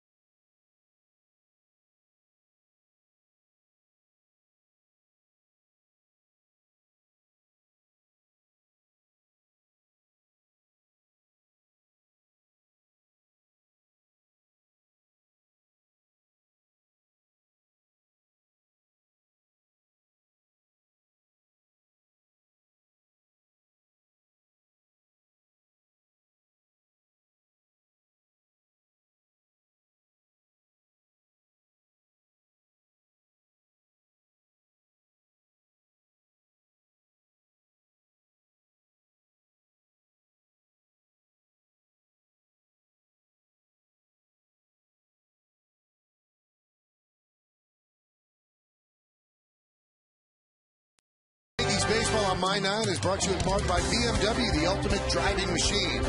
AXA Equitable, redefining standards. And by Cadillac. Visit CadillacTristate.com to view our attractive lease and finance offers and to find a dealer near you.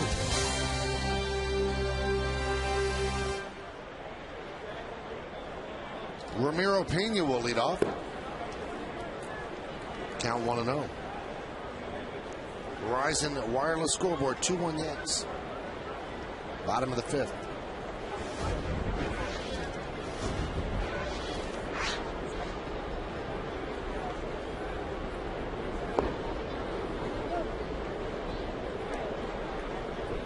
Good change up to Pena.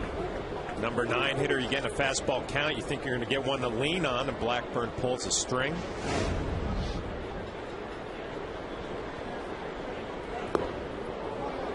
Another one.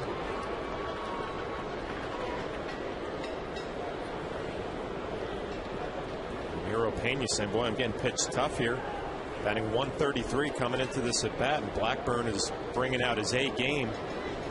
Slider and a couple of changeups. Rolls over on that pitch and fielded by Hudson. Pena beats it out.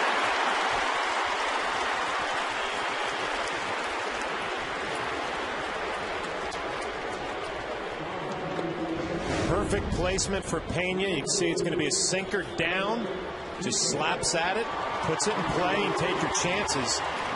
Hudson with plenty of range is going to get there easily, but with the speed of Pena and actually the way he came out of the box, he was on his front foot so much that he actually got out of the box in great shape and enabled him to have an infield base hit.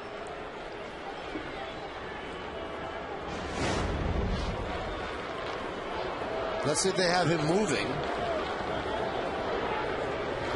Mauer, a gold glove winner behind the plate.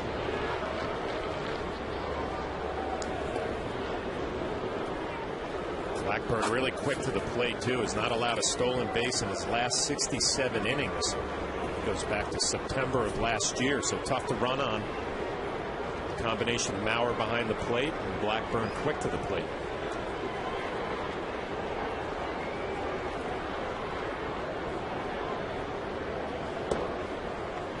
Goes inside. 1-0.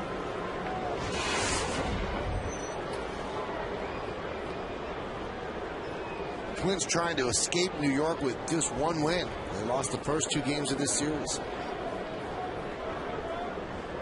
So the Twins play a little hit and run last half inning. Be an opportunity here for the Yankees.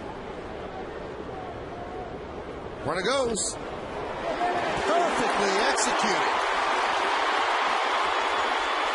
Pena will go to third. So Joe Girardi thinking along with you, Fafa. And it's so pretty when it works out. Derek Jeter hit the ball hard. His last at bat was robbed of an extra base hit. Pena in motion, fastball in, just fights it off the other way. Hudson tries to knock it down. He slows it up a little bit, but the Yankees in business first and third. A perfectly executed hit and run. You're hitting as a batter with a hit and run. You have to let it get deep. Exactly what Derek did. Fights it off the other way.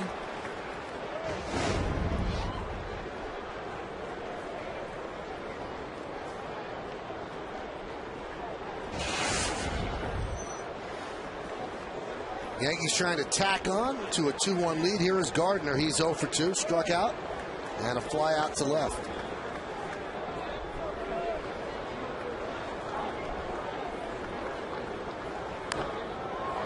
One of the things we talked about Kevin Long, and John was there today. One of the things I like when the Yankees do during PP is it's not just sitting there wailing.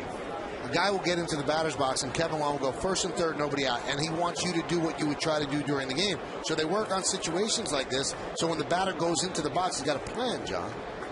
And it's called situational hitting. And right when Brett Gardner came up here, I looked out at the defense and said, you know, not a bad opportunity to pull a bunt with you towards second base. A little bunt and run, first and third. Now obviously behind in the count 0-2. Think about that play. I mean, best case scenario, you get Pena in on the bunt and Derek Jeter into scoring position at second base. So many options when you have the speed and the ability to bunt like Brett Gardner. Now behind in the count 0-2. Battle mode, just trying to put this ball in play.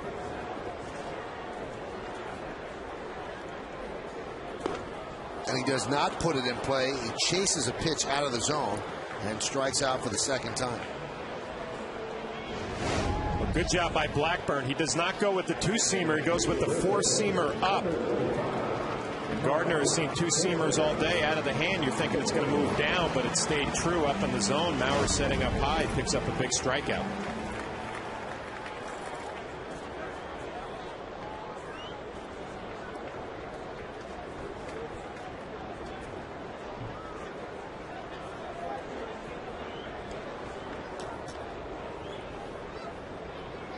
Here's Teixeira. And there's a strike. A huge strikeout of Brett Gardner. Now you should start getting greedy if you're Blackburn and the Twins. You can make one pitch with a sinker, possibility of a double play, getting out of some serious trouble. If you're Mark Teixeira, you want to make sure you work underneath this ball, get it in the air, stay away from the double play.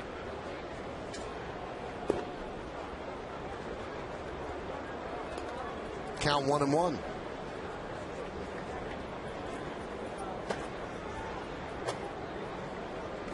Blackburn will not hurt himself. He will not walk people. He averages 1.9 walks per 9 innings. He won't strike that many people out either. He has 3 strikeouts today, averages 2 per 9 innings. Popped up, shallow left, and that can't be caught by Span. Jeter hustling will go to third. He'll make it. Going to second is Teixeira. He'll make it. Pena scored. The Yankees lead 3-1 on the RBI double by Teixeira. Mark Teixeira's gotten off to a slow start, but is hitting well with runners in scoring position. We'll take a look at the pitch by pitch. Sinker for strike one. Sinker misses. Up, fastball, and he fights it off, just trying to get the ball in the air. Possibility of a sacrifice fly. Span did not take the greatest of routes to that baseball and can't make the play. You see Kubel coming on. He doesn't have enough speed to make up the ground. Be an RBI base hit for Mark Teixeira. You see Span kind of holds up a little bit. I don't know if he lost that ball in the sun.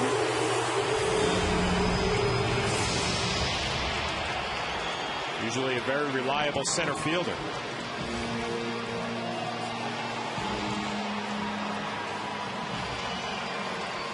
Rick Anderson, the pitching coach, talks with Blackburn. Now, what do you do here, John? It's righty-righty, but do you walk Alex Rodriguez to set up the double play with Cano? It's definitely a possibility, and Robinson has rolled over a couple of ground balls today, so if you're Ron Gardenhire, you're thinking that maybe it's a good matchup. Robinson does not look very comfortable against Blackburn. Alex has struck out and popped up, so he has not looked locked in either. It's one of those classic, if I get behind, I'll walk him. If I get ahead, I'll try to get him out. Grounded foul. Now they have the infield back, so they'll give up another run on a ground ball.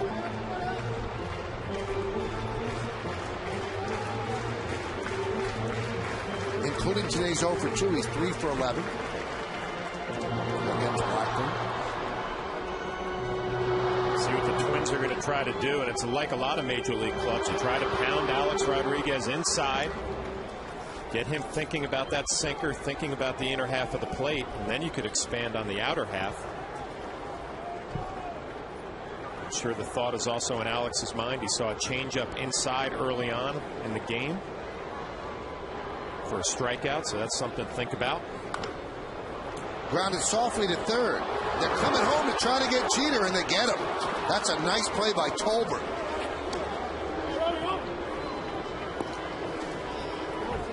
So it's a fielder's choice, and the put out at home is 5-2. And Teixeira stays put at second. Alex Rodriguez not happy. Back-to-back sinkers inside. A nice play by Tolbert going to his right. But more impressive, the throw. With Derek Jeter running down the line, the possibility of hitting him in the back. And you see Joe Mauer, nice job of blocking the plate. He got a good throw to work with. And Mark Teixeira, curiously, still at second base. You would have thought he would have advanced to third. A great block of the plate by Joe Mauer. Gold Glover. Well, you have to be fearless just to kick that leg out and expect somebody to slide with full force into it. Cano fouls it away. You know, you're actually taught you want to keep your knee pointed towards third base, your left knee towards third base. And that gives you a little hinge. You see this is not the case with Maurer, that foot pointing out this way, and there's definitely a chance for injury there with the way that leg is exposed. You're taught to drive that left knee towards third base. It gives you a nice angle to prevent an injury to the knee.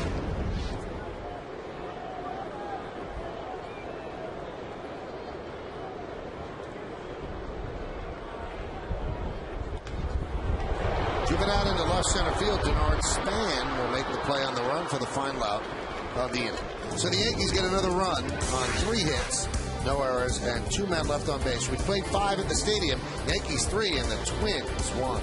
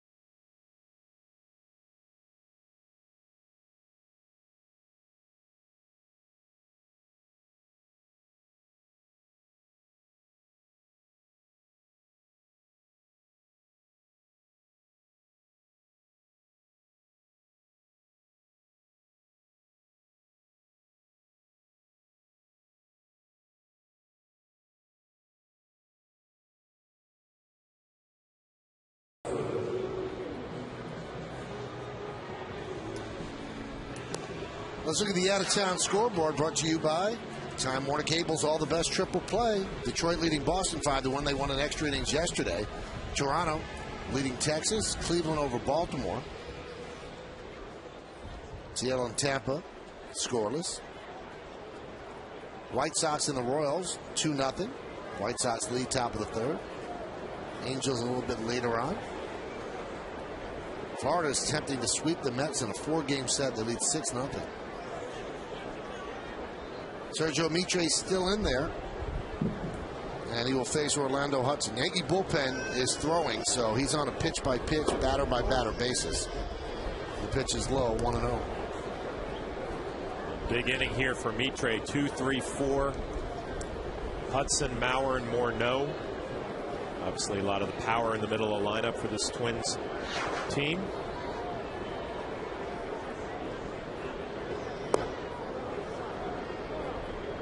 I would think first sign of trouble, Michael, they would probably make a change here. David Robertson should be ready to go. Mentioned earlier, if you can get 5 innings with a lead out of Sergio Mitre, you feel good about it. Take your chances with the bullpen.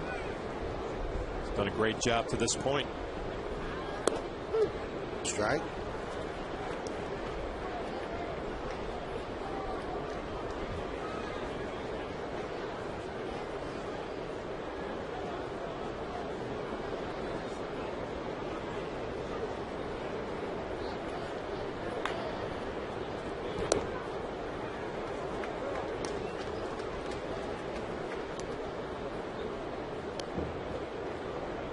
Posada encouraging Mitre here. You want to make sure you go right after Orlando Hudson. A couple of home runs on the year, but the real power coming up behind him. Make him earn his way on base. And he does with a line single to center field.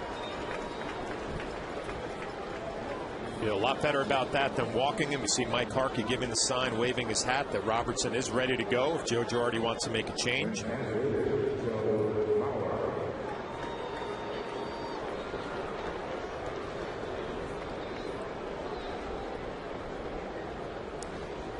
So Posada with a little talk with Mitre.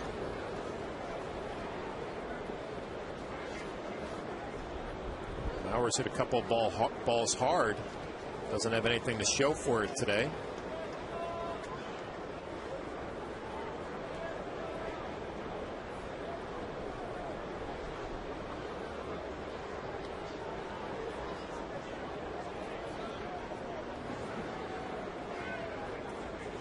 Now you would think that could be a stall tactic, but we saw Harkey raise the hat, so, and he's waving it furiously now as if to say he's ready. He's ready. I'm a little surprised they haven't made a change here. Like I said, Mitre's done everything you've asked. Mauer has hit the ball hard a couple of times. He's had some pretty good swings off of Mitre. But here's showing a little vote of confidence. Hey, you've done a nice job to this point. We're going to let you try to work your way through it. It's almost funny. It's like Girardi knows that Harkey said he's ready, but still wants to give him more throws. And here comes Girardi to take the ball from Mitre. Could it have been just as simple as Joe Girardi hadn't made his mind up yet, so you throw over to first base just to give him a little more time? Maybe. Yeah. Could be. Sometimes it's a little bit more simple than we try to make it out to be. Mitre has a chance for the win if the bullpen does its job.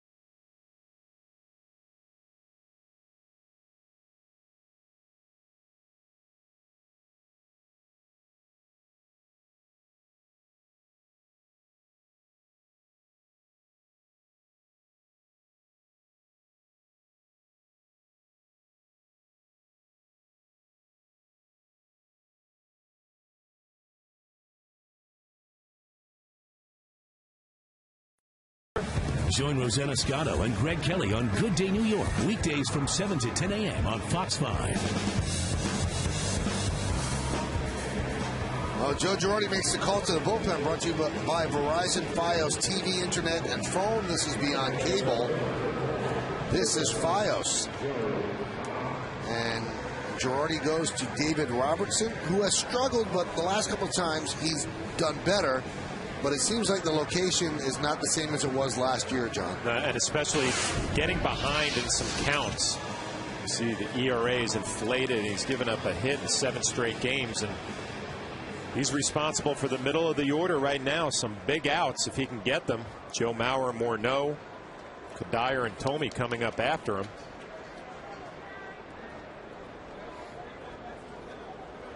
Big spot for David Robertson. Mauer 0 for 2. Grounded back to the mound and lined out sharply to Cano. The line out came in the 4th inning. 1-0. You know, Michael, I think it was as easy as that with Joe Girardi. He's sitting there saying, you know what, Mitre's had such a nice afternoon for me. Probably got more out of him than I thought. You want to give him an opportunity to compete against the middle of the lineup, but you also have a bullpen that you have to trust in some big spots. Now you have 2 lefties in the bullpen, though. Wouldn't you think about using Logan or Well, Logan, I mean, Logan yesterday pitched 2 innings. Threw a lot of pitches. Yeah. So he's probably down for today. Marte has pitched in both games in this series. And they're probably saving him for later. Yep. This is just the 6th inning. So you got to go with a righty here. But a familiar theme for Robertson early on, getting behind in counts. Foul back. Good swing there from Joe Mauer, too. Got a fastball up. See Posada setting up away. It's pretty much middle, right down Broadway, and Mauer takes a good swing and fouls it off.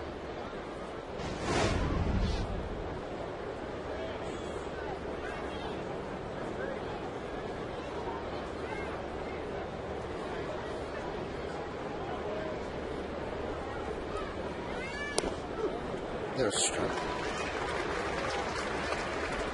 You can throw that pitch 9 out of 10 times, you're going to have a lot of success. I mean, nobody can hit that fastball if it's spotted down and away.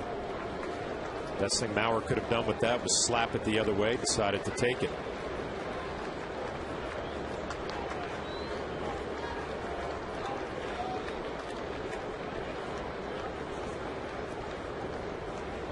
Two. Missed, and the count 3-2.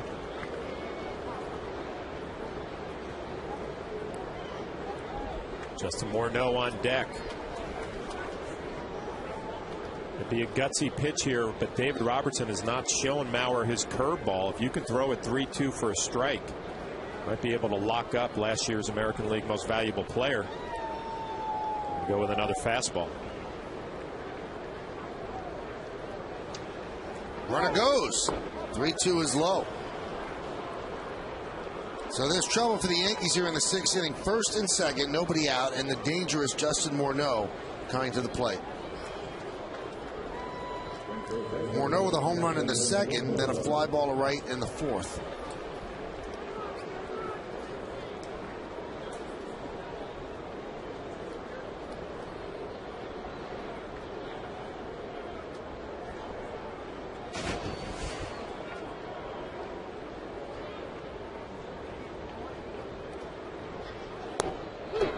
And a strike.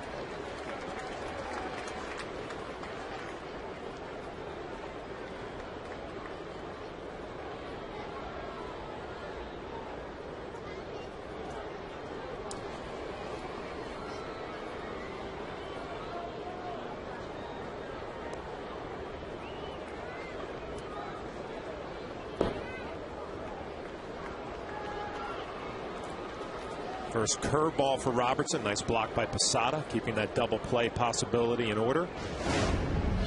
See this curveball? It's a ball right out of his hand. It bounces. Morneau doesn't even think about committing to a swing. It would be more of a strikeout curveball with 2 strikes.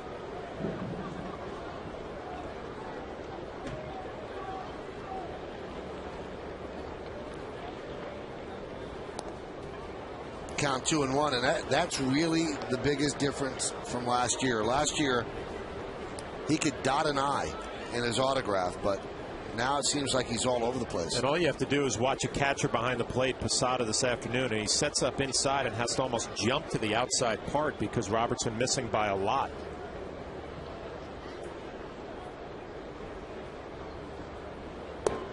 That's a good pitch. Hit the outside corner. 2-1 count to Joe Mauer. He throws a perfect fastball in the outside corner, and the same thing with Justin Morneau. 2-1 count and dots that outside corner. You wonder if he gets ahead in the counters, tries to put somebody away, adds on a little bit, tries to do a little bit too much, and the ball gets away from him.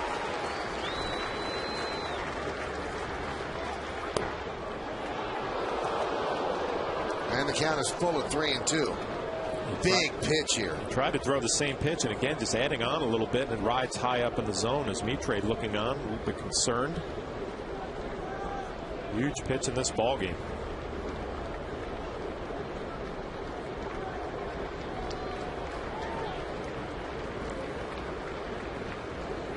Strike 3, got him.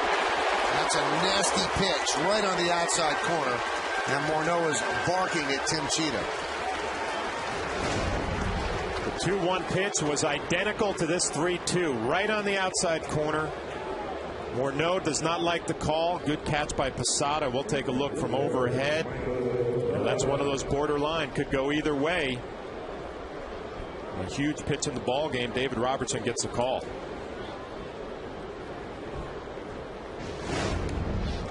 That's a big out for Robertson.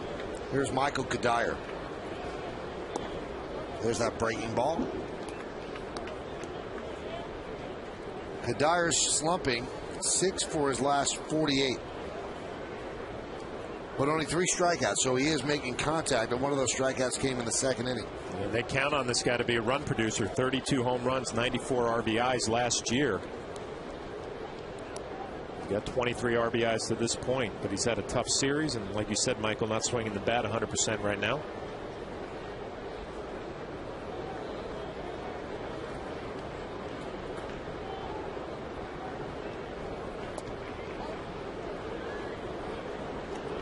Holds his hands so low in his stance that you got to believe there's going to be room up and in with the fastball to beat him if you get to that opportunity. We'll take a look from the side here. Kind of unusual. He holds his hands really low.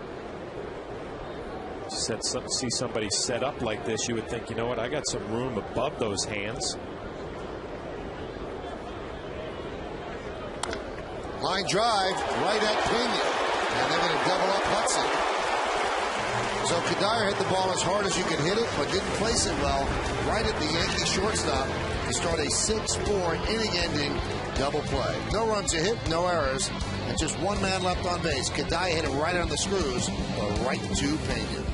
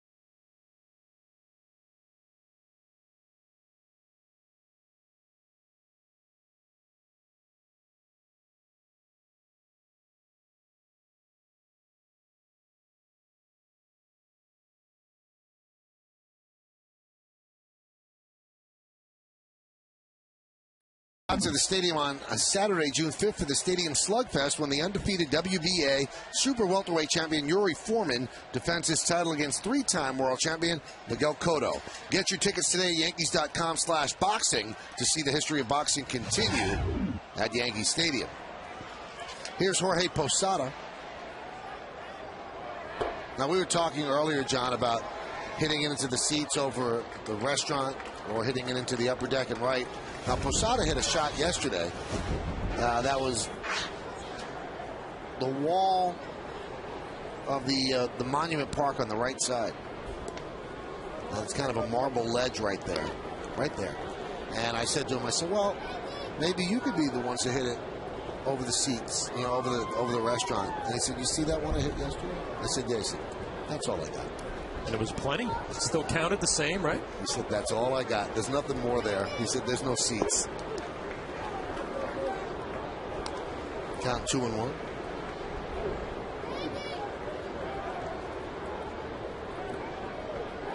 fan actually sitting in those seats where the kid with the blue hat is sitting actually caught the ball because it caromed over the marble ledge and then up over the restaurant into the seats.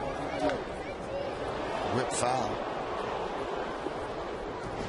And this is the shot from last game. Ledge, seat. Great grab.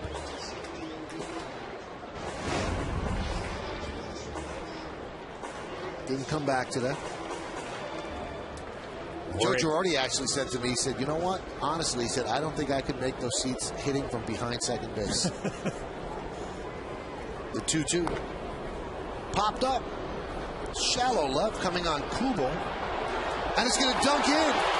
The shortstop just moved and let Kubel have the ball. He wasn't even within 10 feet of it. Now, we mentioned earlier, Kubel doesn't have enough speed to make up ground out there. That's a bad play by Casilla, the shortstop. He gave up on this way too early. You can see he thinks Kubel's going to have an easy play, but he had a lot of territory to cover. Casilla, who goes after it, and then all of a sudden decides, I'm going to peel off. I think he peeled off because he couldn't see it. Well, let's take a look to see. He's got the sunglasses up. He didn't flip the sunglasses down. Jorge Posada will take it. So Posada 2 for 3, and here is Marcus Timms. Yeah, it's unusual too, Michael, for Minnesota Twins club, where they play great defense, and maybe Orlando Hudson made a base running mistake last inning as well. Take a look at Posada in the swing. He really goes down, stays on it, putting it in play. It's rewarded with a base hit. But Ron Gardenhire's clubs, you don't see them make base running mistakes or defensive lapses. High pop-up, shallow left field again. Casilla is there and puts it away. Now, you broached this subject, John. Let's follow it. Did Orlando Hudson make a mistake on the line drive to Pena? Kadire hits this ball hard, but you're taught as a base runner to freeze on a line drive, and Hudson did not freeze at all. He was taking off, and the Yankees benefited, able to turn to double play. Now, granted, the line drive was low. There was a possibility it could have hit the dirt, but it didn't. You have to make sure.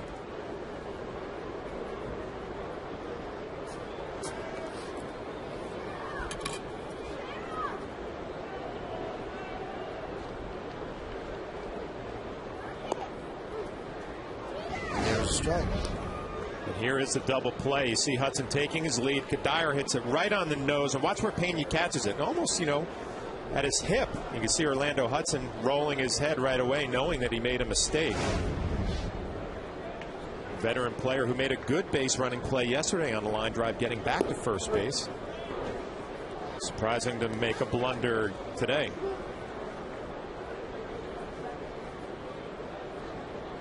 Hudson made one good base running move to get back, but was also doubled off on a line drive to Robinson Cano yesterday.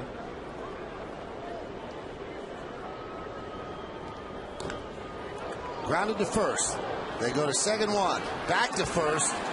Double play. Turned nicely. Morneau to Casilla. Back to Morneau. The score at 3-6-3. No runs a hit. No errors. And because of the DP, nobody left on base. Let's go to the 7th. 3-1 Yanks.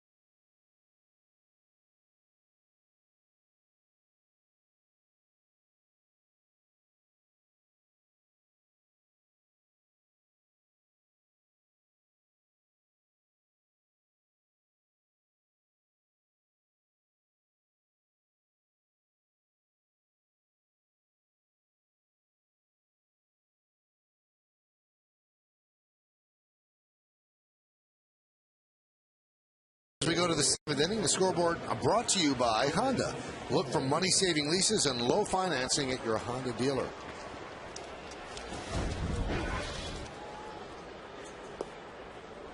Some of the headlines from yesterday. Took 12 innings, but the Tigers beat Boston 7-6. The kid Brennan Bosch continues to hurt American League East opponents. Killed the Yankees, and he's hurting Boston as well. Big pitchers in the National League. Jimenez goes 7-1. Ubaldo Jimenez and Lincecum 5-0. And the Mets, who are struggling again, moved Oliver Perez to the pen, and Jose Reyes went from the 3 spot in the lineup to leading off. And today they're losing 7-1, and Jonathan Neese left the game with an injury. So Mets are poised to get swept by the Marlins in 4 games. So we go to the 7th inning, 3-1. Yankees lead. Jim Thome will lead off against David Robertson. So Sergio Mitre gave the Yankees 5 innings and 1 batter. And then Robertson came on to get 3 outs in the 6th. So they'll piece it together with the bullpen. Now, Chan-Ho Park is eligible to come off the DL. Yankees did not activate him today, though, because they wanted to keep Ivan Nova out there in case they needed a long man. So Nova, after the game, will probably be sent down to Scranton Wilkes-Barre, and then they will activate Chan-Ho Park off the DL. You start thinking about this game, a 2-run lead, 7th inning. Start piecing together 9 outs. Jabba Chamberlain will be available. Mariano Rivera.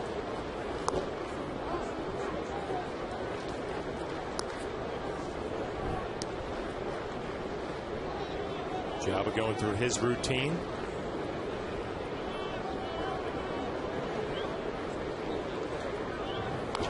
Hot shot up the middle. Pena had him played beautifully. 1 away.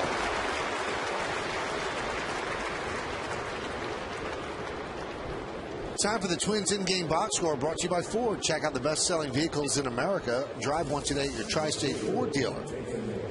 Well, there are not many hits out there, to tell you the truth. The Yankees have held the Twins to just 4 hits. 1 by Tolbert, 1 by Thome, 1 by Morneau, and 1 by Hudson. The big blow was by Morneau, a home run, and that's the only run in the game. The other hits, singles.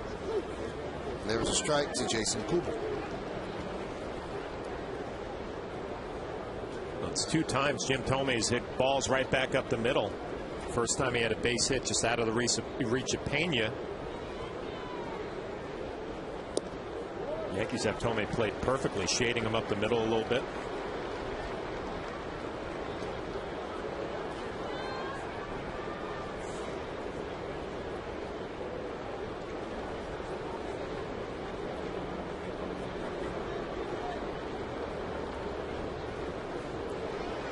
Swing and a miss. Kubel down on strikes. Good job by Robertson and Posada. They did not play any games at all with Kubel. The second fastball was right by him, so they decided to go with the same pitch. Up in the zone, right by him. Did not have a chance with the fastball, so you don't even mess around with the curveball. Just late.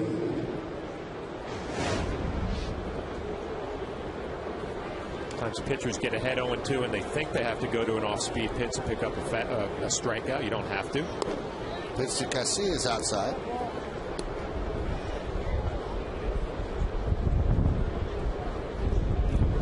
Robertson has not gone 2 innings all year. He's gone 1.2 innings twice.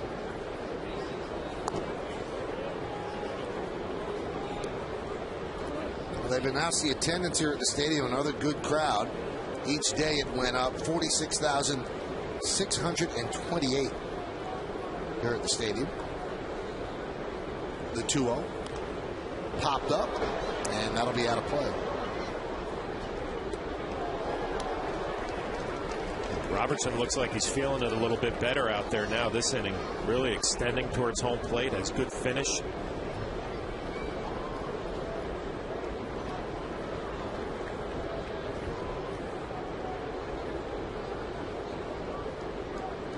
The 2-1.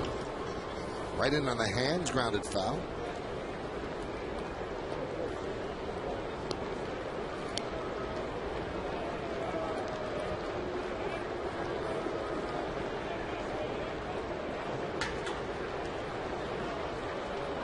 souvenir from Bat Day. He's ready to roll.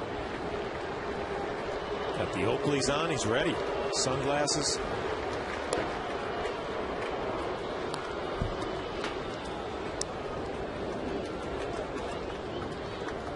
And the count full, 3-2. You don't want to lose Casilla. The Yankees got into trouble in the 5th by walking Casilla with 2 outs. And they do it again.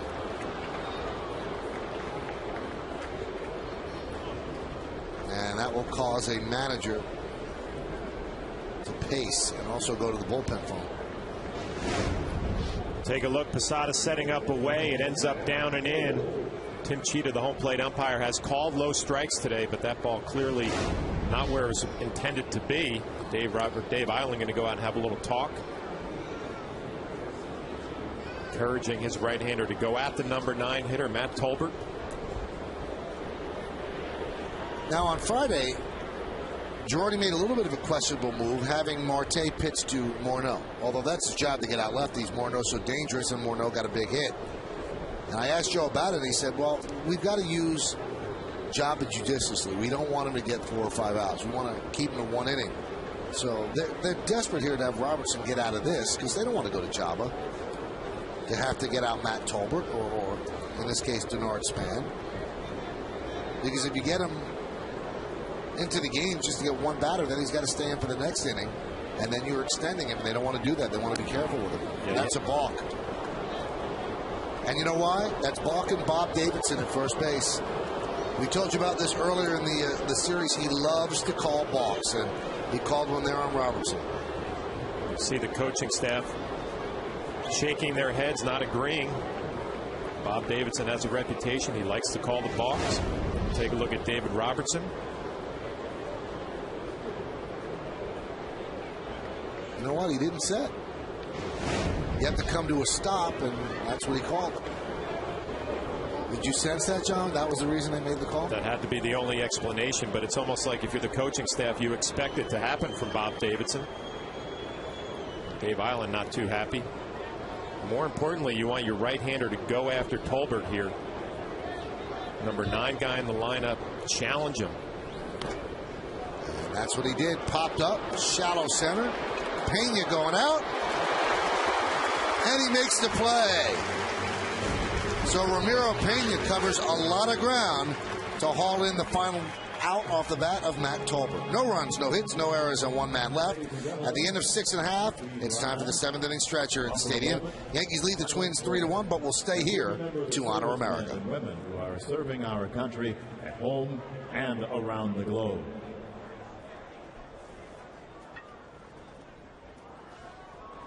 Thank you.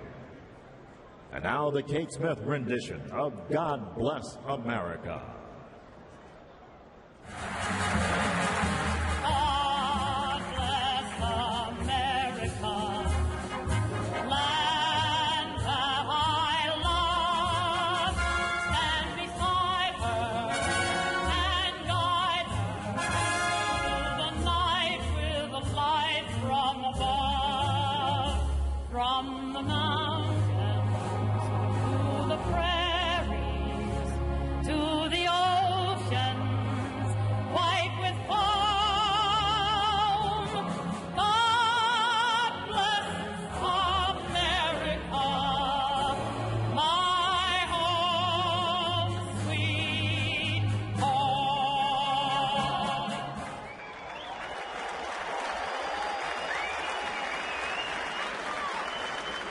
Ladies and gentlemen, we invite you to join in at Yankee Stadium organist and Olsen play. Take me out to the ball game.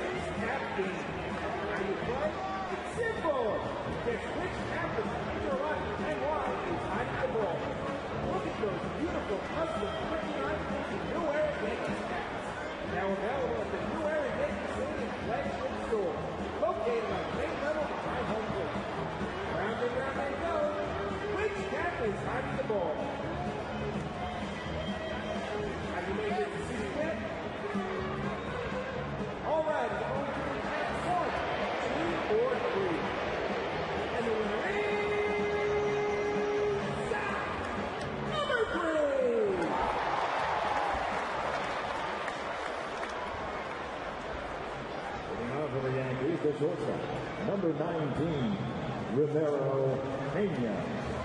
Number 19.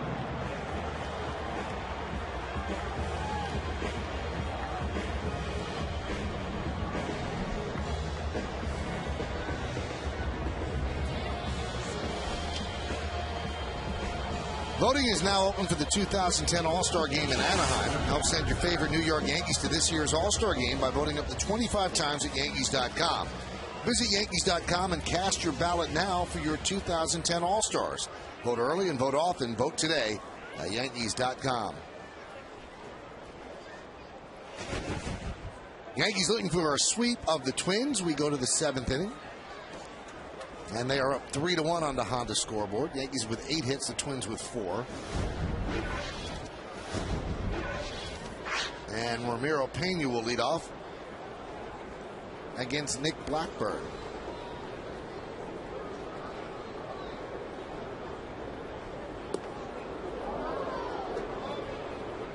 Pena had an infield hit. His last at bat, scored a run. And the Yankees a little cushion.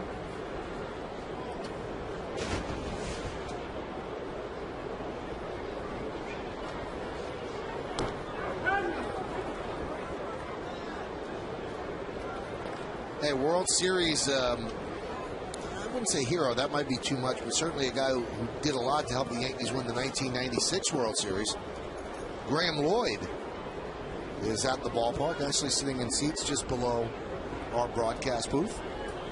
Left-hander, tough out of the bullpen.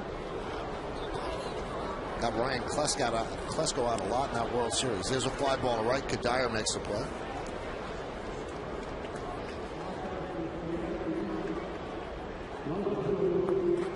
And also, another guy who won some big games for the Yankees. He's here broadcasting. Who would have ever thought that? David Boomer Wells. He's in a suit and tie. It's very odd. Played with David in Detroit and then with the Yankees, and never would have guessed that he would have ended up in the broadcast booth. Does a good job. Look at him. He's all cleaned up. Tomorrow is the perfect game anniversary against these very same Twins. It's been 12 years. Time goes much too quickly. There's a strike to Jeter. You know, just when you see Boomer doing the game on TV there, my first thought was, from a catching standpoint, if you put a sign down, he would throw it for a strike. As easy of a guy to catch as there was in the game. Ground ball to third. Tolbert's there. Gets Jeter.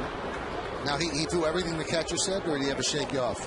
No, he would never shake off. It was basically, you put it down, he'll throw it, and like I said, he'll throw anything for a strike, changeup, curveball. And after the game, if it went well, he was going to get all the credit, which was he deserved, obviously. And if it didn't go well, sometimes he would throw little jabs out there to the media, like, really? I shouldn't have thrown that curveball in that spot. And, you know, as a catcher, you'd start thinking, okay. Well, but he never said the catcher shouldn't have called it. No, would never throw you under the bus. But, you know, being a catcher, you took it personally when your guy lost or maybe had a bad game or threw a bad pitch. But always pay attention. And there's Graham Lloyd. A lot more gray in the beard than in 1996.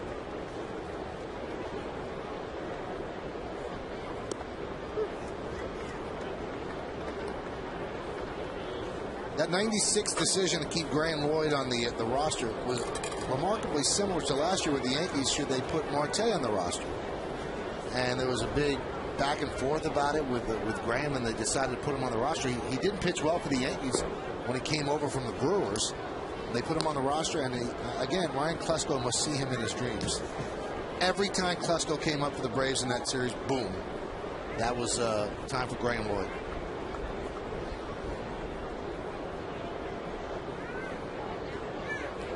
The 2-1. Fouled away. Remember Graham Lloyd, just from, I never played with him, actually did a fantasy camp with him, but remember that Tino Martinez when he got hit in the back by Benitez? Yes. Graham Lloyd, just from those throwing punches. Oh, he's fired up. Knowing how you are, right? knowing how you would have loved being a teammate with him. He was that sort of guy. Always had your back. That one is chopped, left side, through for a base hit. So Brett Gardner with a 2-out single.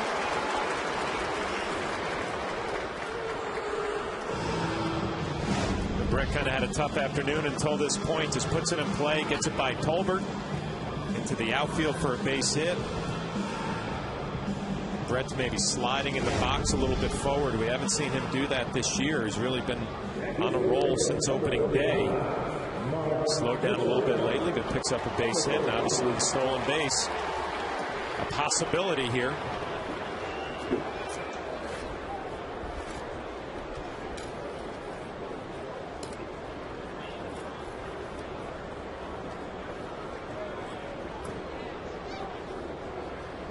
There's Mark Teixeira, and Blackburn gets him to pop up. Kubel coming on and makes the play. It's a tough Sunfield out there. Kubel has struggled. No runs a hit, no errors, one man left. Let's take this baby to the 8th, 3-1 Yanks. He was going.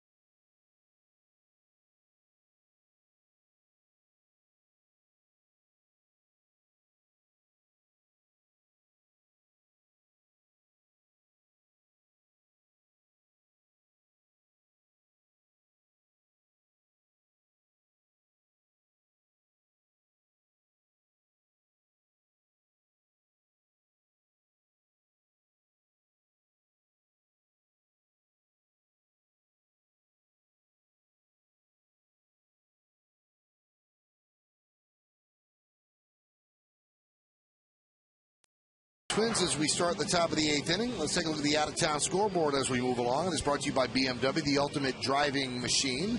Toronto's gotten off to a real nice start. Baltimore has not. Cleveland leads 3-0, bottom of the 7th. How about that? Tampa Bay losing a game 1-0. Kansas City 3-2 over the White Sox. Oakland and the Angels will start shortly. Mets trying to get back in that game, lead Florida lead 7-3. Cincinnati over St. Louis, top of the 7th. 7-1 Atlanta over Arizona, top 6. Pittsburgh 3-1 over the Cubbies, bottom of the 4th. And the surprising Nationals 1-0 over the Rockies. Houston and San Francisco a 4:05 start. Dodgers and the Padres also 4:05.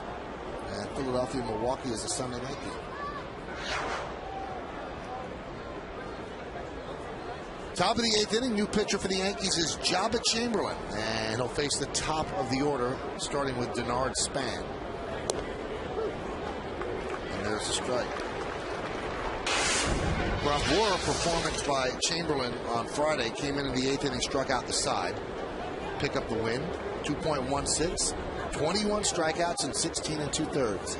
He has adapted or readapted nicely to the 8th inning role. That Friday night with those 3 strikeouts, proud of his fastball. Didn't go to the slider very often. Struck out the bottom of that lineup that night. Today he's going to get the top 3.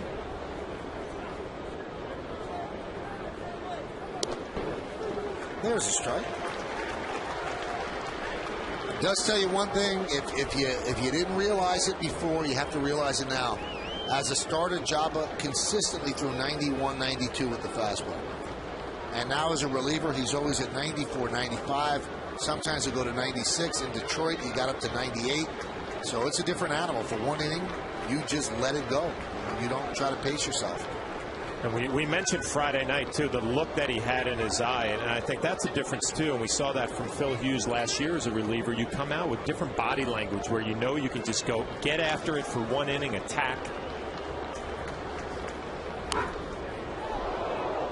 like that there. He's just coming with a fastball. Saw that Friday night.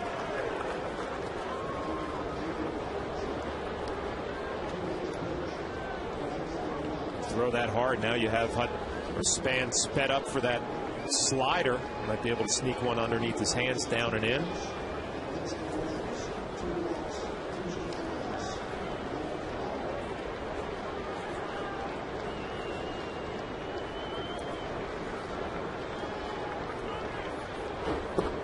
Did he go?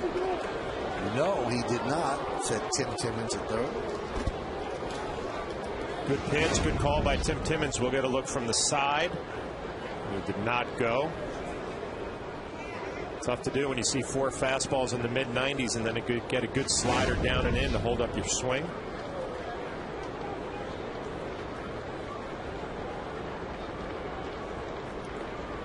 Two. Still 2-2.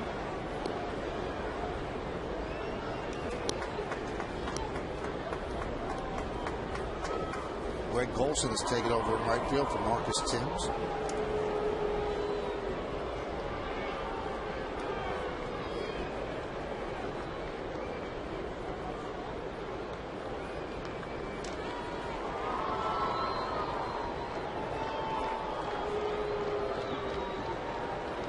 The 2-2 looped into left field, a base hit for Span. So he is 1 for 4. Pretty neat scene before the game. Hall of Fame President Jeff Idelson brought World Series rings from every decade where the Yankees won a World Series to the ballpark. And there's a 99 one. And the first one is from 1927. And the Yankees are going to be honored next weekend as the Hall of Fame celebrates World Series weekend. And today he got the 09 one from Joe Girardi. And next weekend is big for Yankee fans in Cooperstown, May 22nd and 23rd, as it's World Series weekend. The World Series trophy is going to be there. Special Yankee-themed programs highlight the weekend schedule. Hudson rounds into the 3-6 force for the first out. And Jeff also said there are items from the core 4 there. And Jeff actually used to work for the Yankees as their media relations director. Good guy, president of the Hall of Fame now, and you know he's going to do it right. So if you have time and you're going to be in Cooperstown next week, and that's a good time to go over your Yankee fan.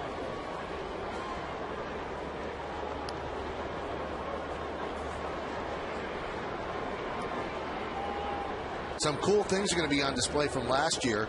Mariano Rivera's postseason cap, Derek Jeter's Game 6 bat, Andy Pettit's World Series cap, Jose Molina's catcher's mask, as well as Posada's, Johnny Damon's spikes from the Game 4 double steal, and check this out, the scorecard of Susan Waldman, the first female World Series broadcaster, and that'll be from her Game 6 scorecard. Very nice.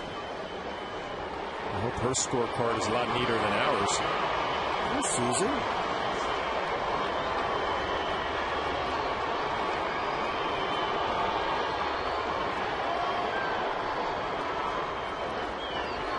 The 1-0 outside.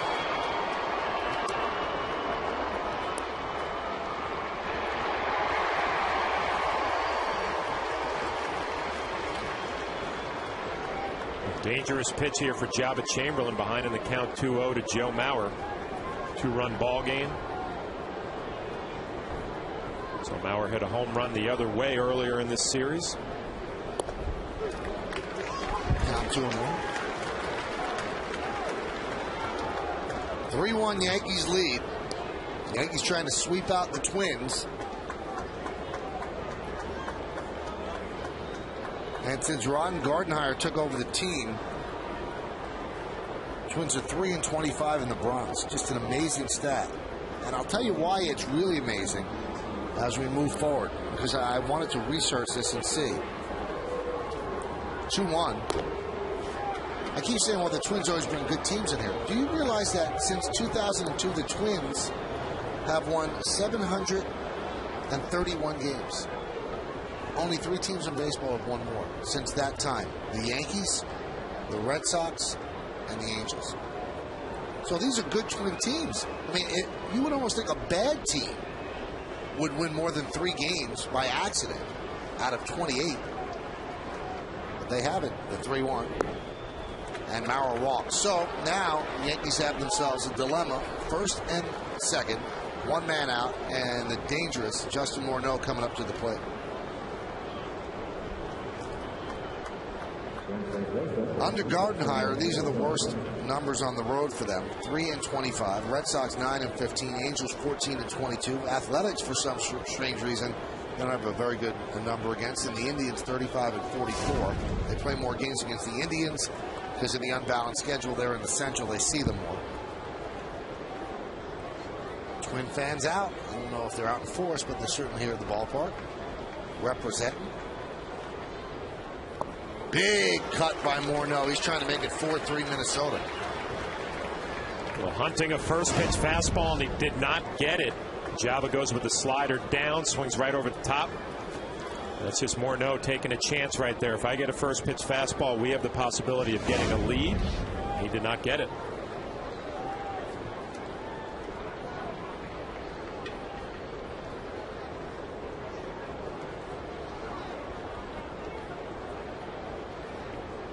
The 0-1. Foul back. Java's lucky that pitch was fouled off. That was not his best slider. And Morneau, a look of frustration. Check it out. That is a cement mixer right down the middle. Ball just spun. Morneau, a look of frustration because he knows he got a mistake and he fouled it off.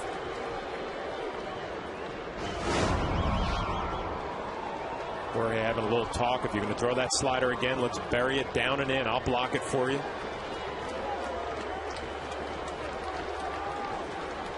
A lot of options now. You can go fastballs up in the zone to change Morneau's eye level. You can go a slider down and in, try to get him to swing over the top.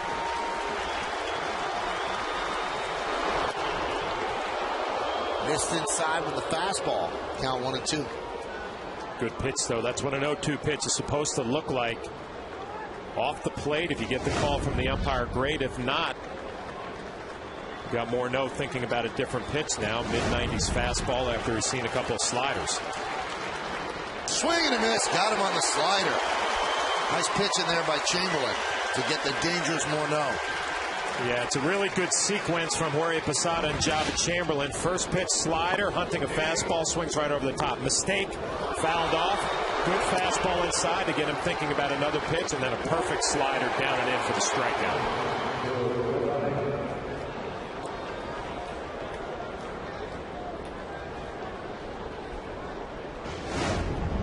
Java has now struck out at least 1 hitter in 7 straight games. And that's going to bring up Kadire. First and second, now 2 outs. That was a curveball. Surprising. Seen mostly fastball slider as a reliever from Java this year. Decides to go with the curveball. Backs up for ball 1. There could be something in the report with Kadire. He hits the slider better than the curveball. These guys have plenty of information in those reports.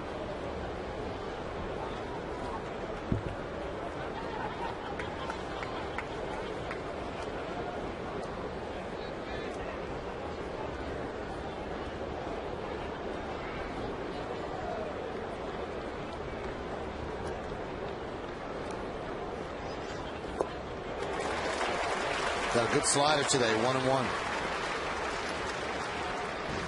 Curveball first pitch, comes back with a slider. Kadire fooled. It would look like a fastball coming out of the hand.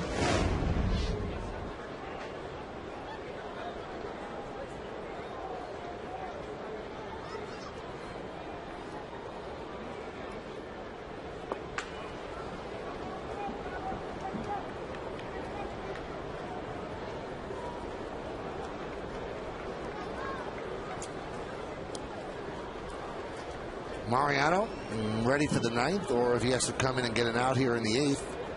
First and second, 2 men out. Yankees up 3-1, top 8 at the stadium.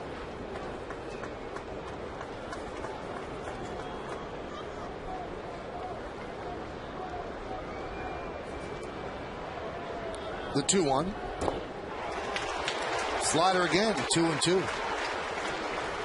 I've got Jorge Posada in a bad spot. It looked like on the inside of the right calf, maybe right ankle.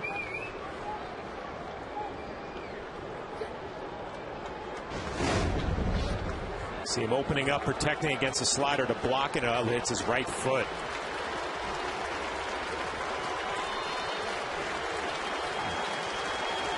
The only open spot there with that gear, and nice job by veteran umpire Tim Cheetah giving him a little time to shake it off.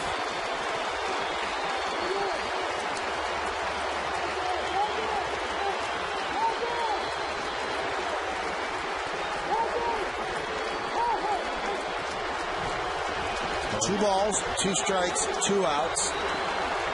Yankees up by 2. 2 on. Crowd of 46,628. Looking for a strikeout from Java Chamberlain.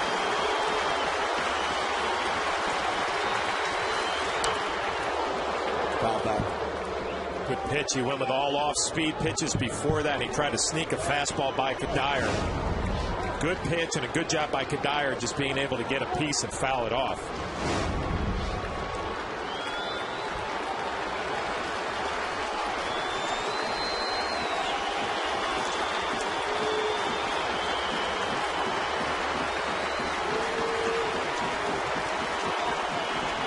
Now Posada wants to talk with Chamberlain. Span single to left to open up the inning. Orlando Hudson hit into a 3-6 force for the first out. Joe Mauer walked, putting runners on first and second. Justin Morneau struck out for the second out, and that's where we stand right now. 2 balls, 2 strikes, 2 outs, 2 on. Yankees up by 2.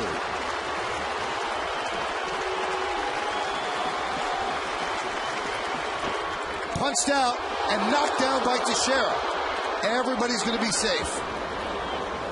Looked like it might have knuckled in the air because Teixeira reacted in time. It looked like it hit off the heel of the glove. So the bases are loaded for Jim Thome.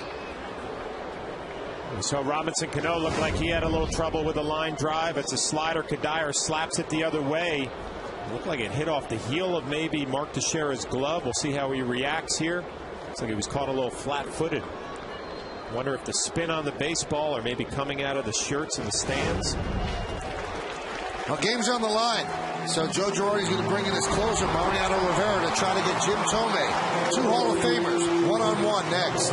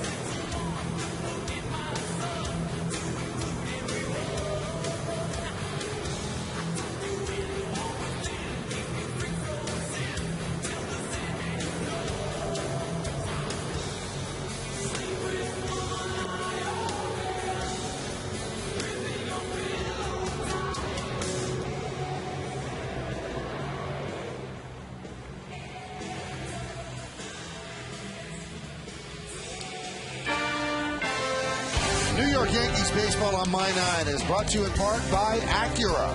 Acura Advance. Canada. Keep exploring. and by your local Lexus dealer.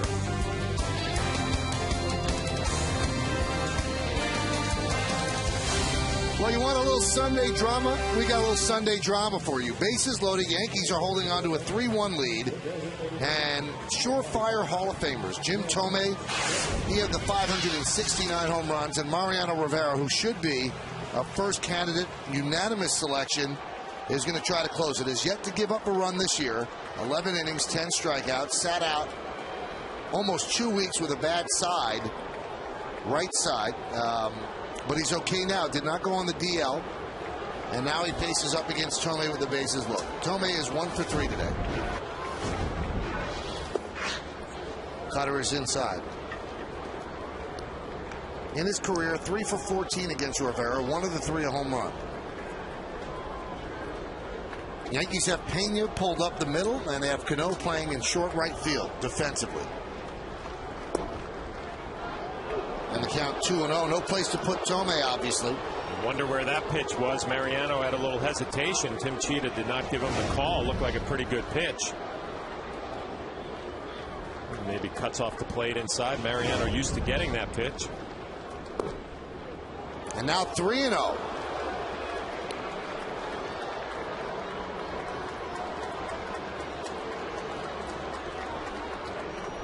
Obviously, if the Yankees are going to save this game, it's going to be a 4-out save for Mariano. 3-0. There's a strike ported right down the middle. Thome taking all the way.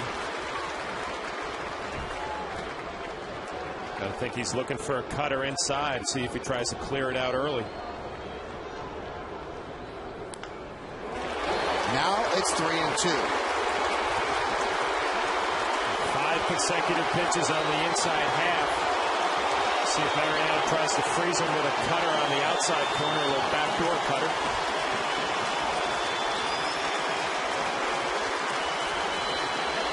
$46,000 plus. Here at the ballpark on the corner of 161st and River. Hudson at third, Bauer at second, Kadire at first. Yankees leading 3-1, top of the 8th. Here's the payoff. They'll do it again. Went inside with another cutter. 6 in a row on the inside half.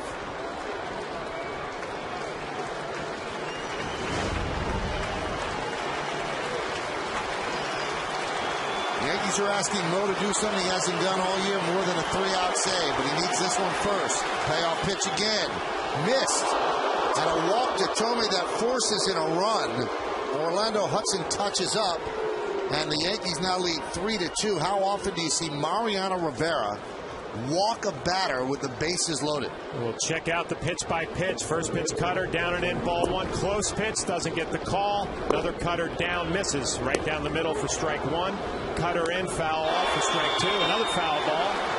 And he misses up and away. So now the tying run is at third base. Pinch runner is Drew Butera. He's at first for Thome. Kubel 2 for 5 in his career off of Mariano. With 5 at bats, but he's mixed in a couple of hits. And now Dave Island wants to jog out and talk with Mo. So rare to see him not throw strikes whenever he wants to. Repeat that delivery time and time again. That's why he's been so accurate. And the only time Mariano gets in a little trouble, he leaves a little bit early with his front shoulder. Kind of comes around that cutter, will cause him to yank it down and in. I wonder if that's maybe what Dave Island saw.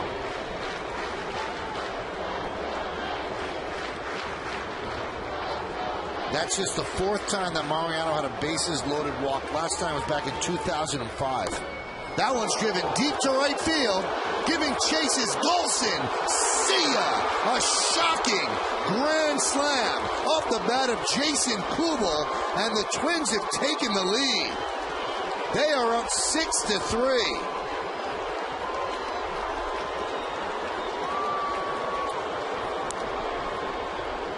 To see Mariano walk somebody unusual, but to see a home run, and more importantly, a grand slam, almost unheard of for Mariano. And Kubel had a tough day going into this at-bat. Now has 3 hits and 6 at-bats against Mariano, and this is a big one.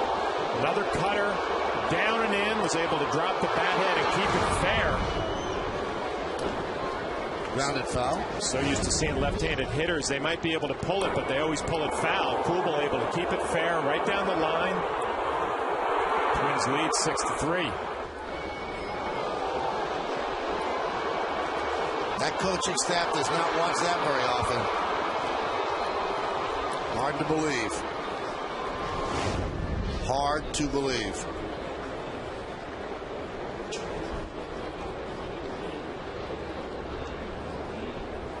Gave up a grand slam on April 17th of 2009 against the Angels. That's the last grand slam he's given up.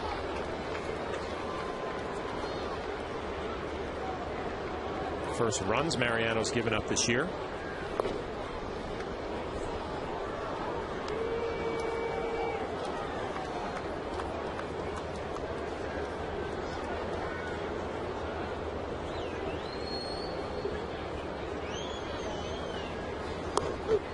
Strike 3, Casilla down looking, but boy, oh boy, the damage has been done as the Twins put a 5 spot on the board against the Yankees' 2 best relievers, Jabba Chamberlain and Mariano Rivera. The big blow, a grand slam off the bat of Jason Kubel.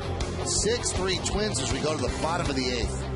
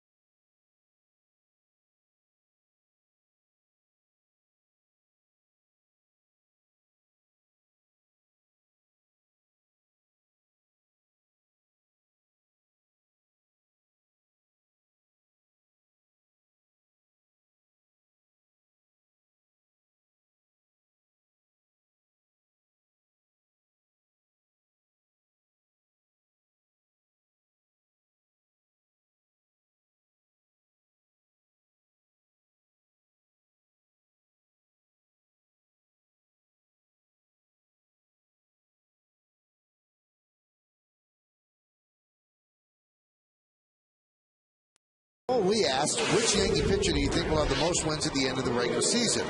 Your choices were A.J. Burnett, Phil Hughes, Andy Pettitte, or C.C. Sabathia. And you voted this way. Very close voting. Wow, 37.8% wins just barely over Phil Hughes. 20% think it's Pettitte. 4.8 A.J. Burnett. That's our Toyota text poll. Toyota moving forward. Brian Dunsing, the left-hander, comes on in relief of Nick Blackburn, who now can get himself a win if the Twins bullpen does a job. And that's what Dunsing's done so far this year. Alex Rodriguez leads off. Rodriguez, Cano, and Posada. A lot of elements to that inning, and the one that jumps out at you is the line drive that was hit at Mark Teixeira that I would think 9 out of 10 times he would catch. He knocked it down, and it rolled away from him where they couldn't get the play at first. And that was the last batter that Jabba faced to load the bases, and they had to bring in Mo. And then Mo issues that walk with the bases loaded. First one in 5 years. And then the grand slam by Kubel. Well, we kind of mentioned it earlier when we saw Robinson Cano have trouble with a line drive. Got to believe Mark Teixeira, the same thing, coming out of the seats. Clearly a play that he makes 9 out of 10 times. Nick Punto is a new third baseman for the Twins, taking over for Tolbert.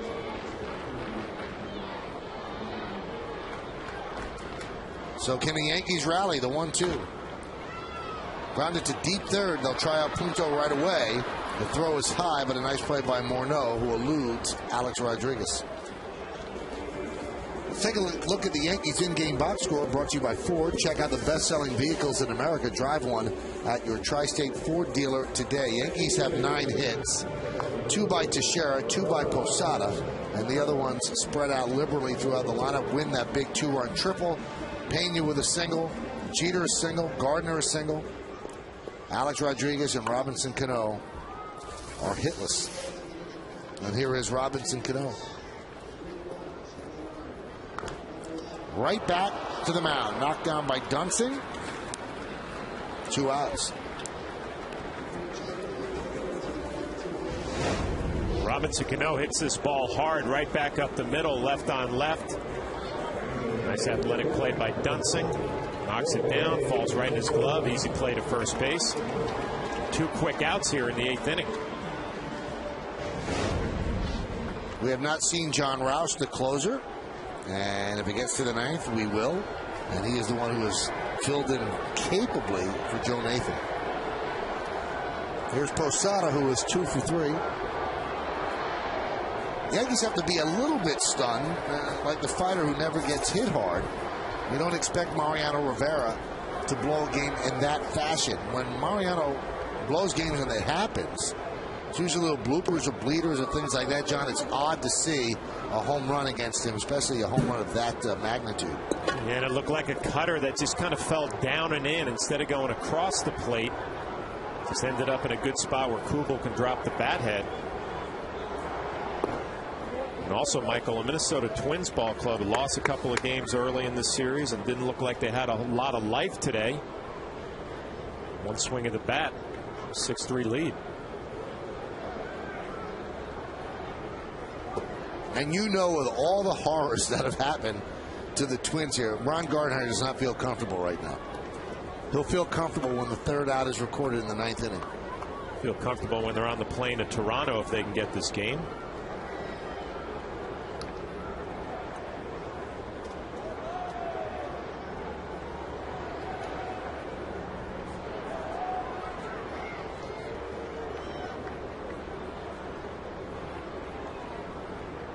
Two-1.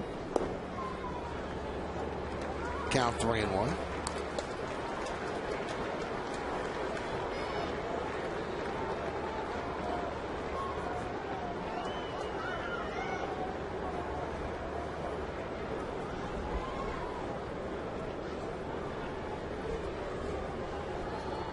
Six-three Twins.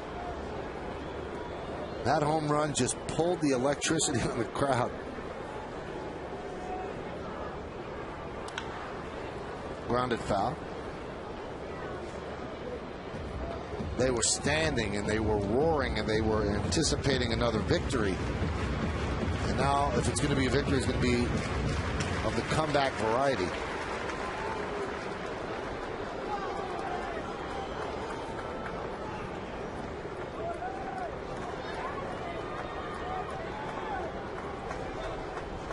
Brian Dunsing deals a 3-2. And Posada continues his good day with a 2-out walk.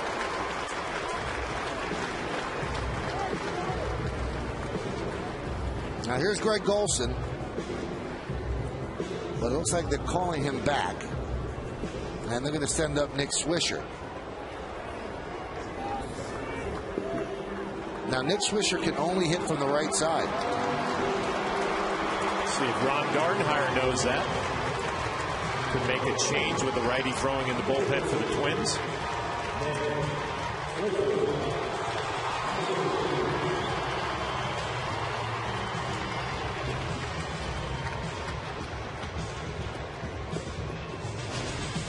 And it's announced that he is going to bring in the right-hander. Now the question is, do the Yankees allow Swisher to hit right-handed?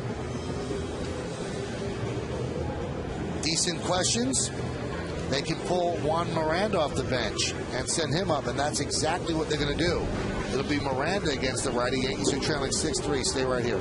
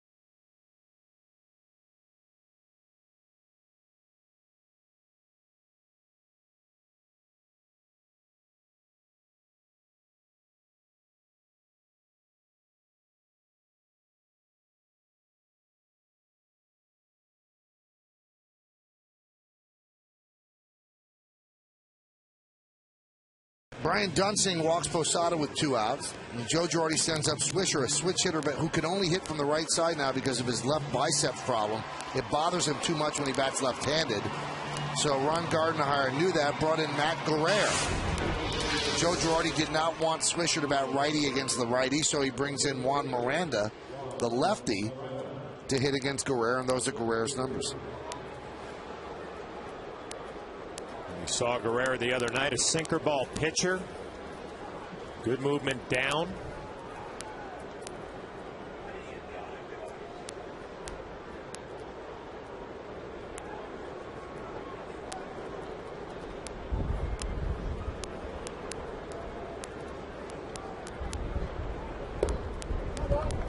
And Miranda takes low.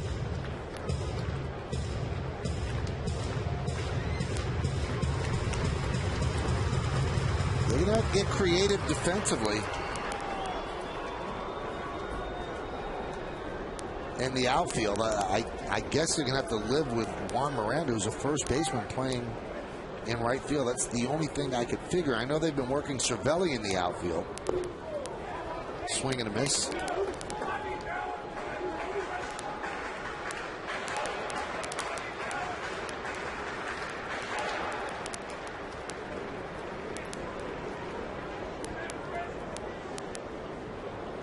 Miranda trying to stretch out this inning.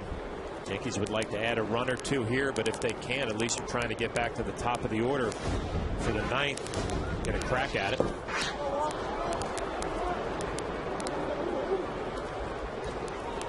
Good changeup from Guerrero as Randy Wynn on deck. You know, another way they can go, John, and you'll see how he swings through this change. They could go with Pena in the outfield and just move Jeter from the DH to shortstop.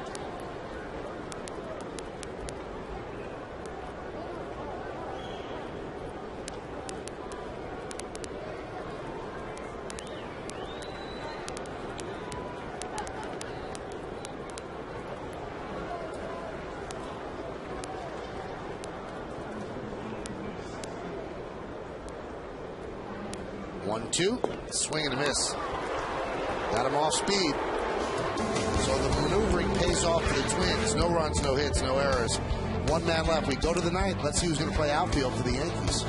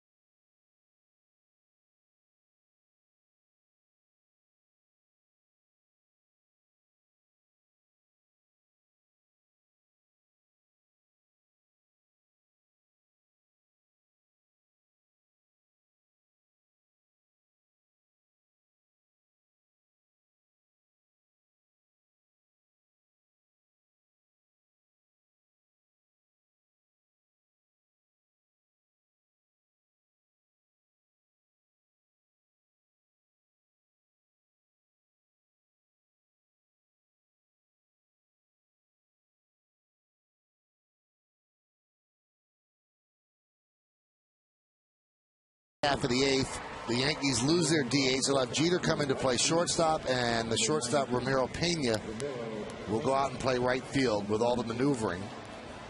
And there's a new pitcher as well.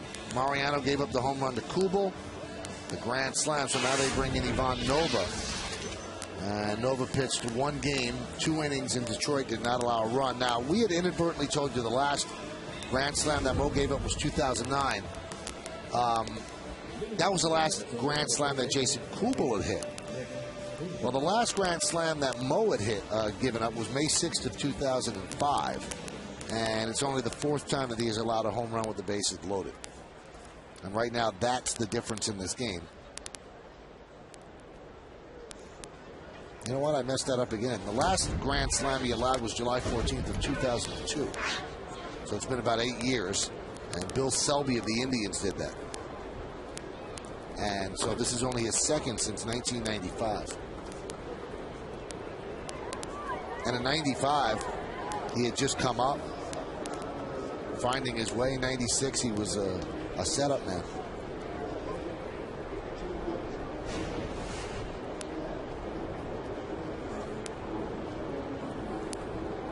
Nick Punto's first at bat.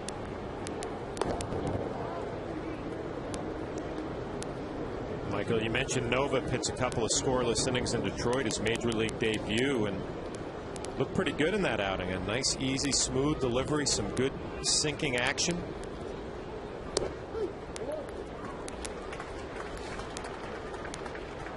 Give up a couple of hits and not walk anybody.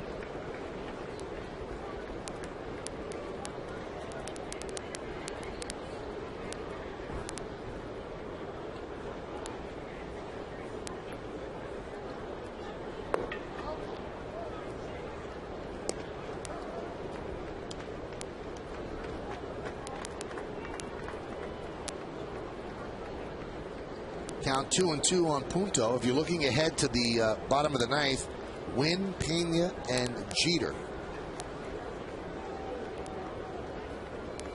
And also, if you're keeping score at home, with Jeter in the field, the Yankees lose their DH, so now the pitcher would hit in the number 7 spot in the lineup, vacated by Miranda.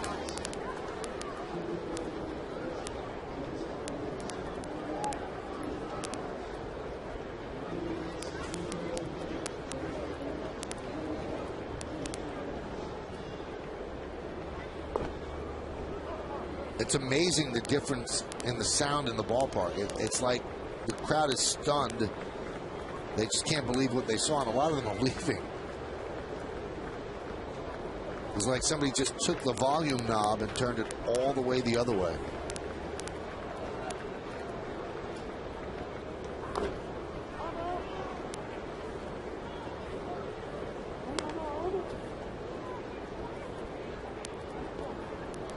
Yankees trying to get through this inning clean, and then you're going to have to try to do it against John Roush, the closer for the Minnesota Twins, taking over for Joe Nathan, who's going to miss the year. Just looking at his numbers, 14 innings, he has only walked 2 people. So you're going to have to go up there swinging the bat, try to get on base. Punto really hanging in there.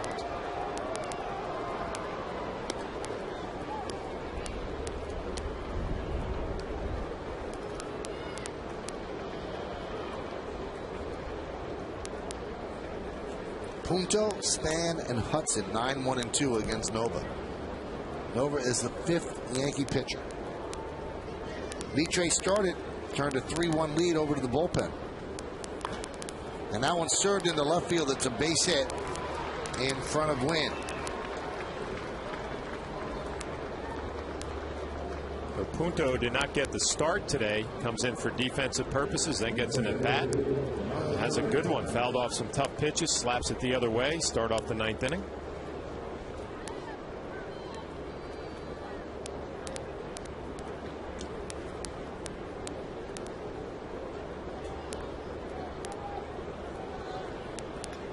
See if the Twins play for 1 run and have Span bunt,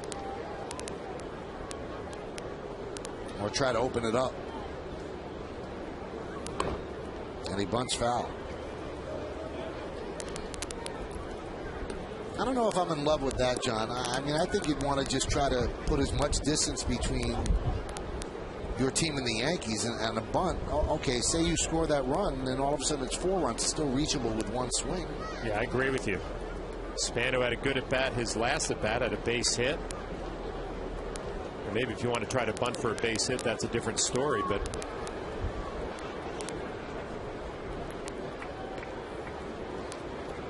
I'd like to see more hit and running here with a 3-run lead if you're the Minnesota Twins. Span behind in the count 0-1.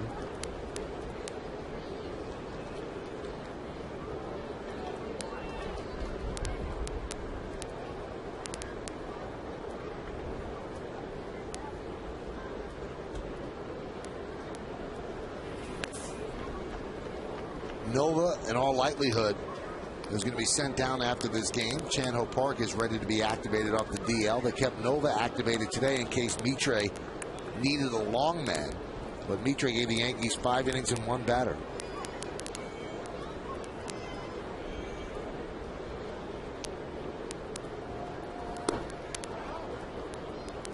Count 1-1. That time he wasn't bunting. Now, when he did try to bunt and bunted foul, Ron Gardner was visibly upset in the dugout, as if, why is he bunting, or did he miss a sign? So maybe he did miss a sign or wanted to bunt on his own. Well, they brought Alex Rodriguez in on the grass, too, so he can try to slap one by him. Count 2-1.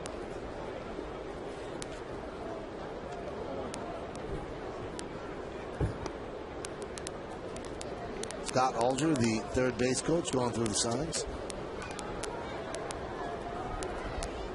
Could be a possibility for that hit and run we were talking about early on.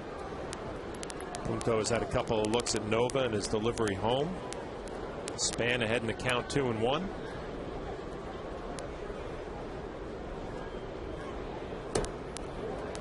Now it's 2-2. I noticed the same thing you did about Nova in Detroit, John. So smooth, and the ball kind of jumps on you. Doesn't look as if he's doing max effort to throw 92 miles an hour. Very easy leg kick, and arm swings through nicely. Yeah, it looks like he's pitching at about 80% effort and ball jumping out of his hand. So many kids come up from the minor leagues to overthrow a little bit, trying to throw a little harder. Still the same game plan. Get ahead in the count, execute your pitches.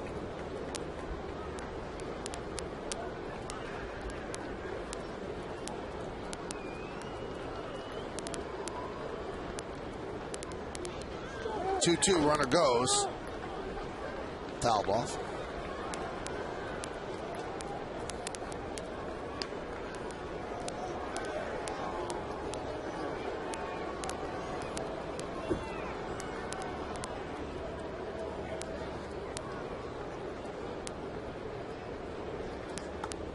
Span today 1 for 4. He actually started that 5-run inning in the 8th with the single to left off of Job Chamberlain. And then it kind of unraveled from there. A 3-1 Yankee lead has turned into a 6-3 deficit.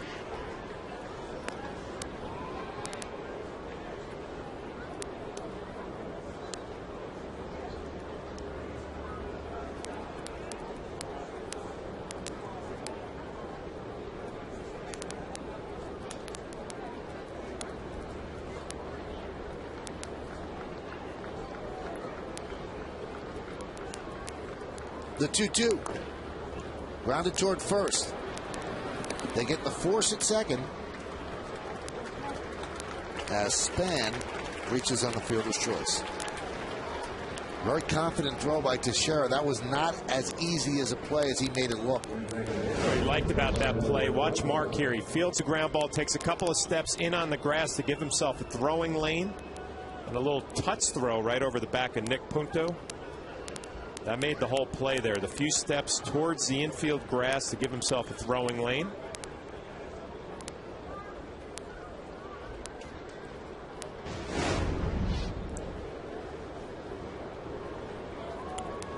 So 1 down. That's going to bring up Orlando Hudson. Now Span is a threat to run. Yankees thought he was running as they pitch out.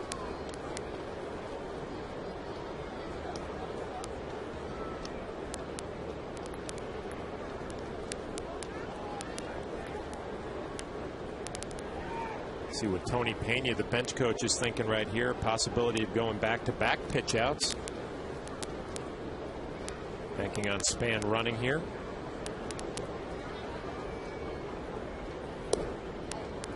Low on the count, 2-0. No run, no pitch out. Tony's going to go through a series of signs, letting Jorge Posada to let Nova know what to do. A little slide step possibility, throw over to first. That sign right there is you're on your own, you call it.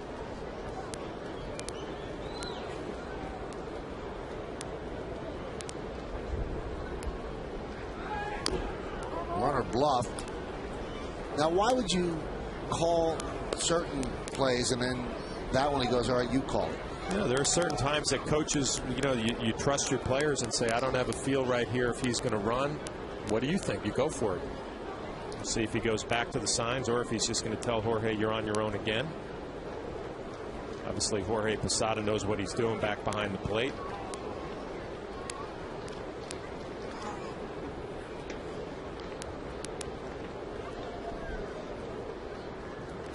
Runner goes. Throw to second. Not in time. Stolen base for Span.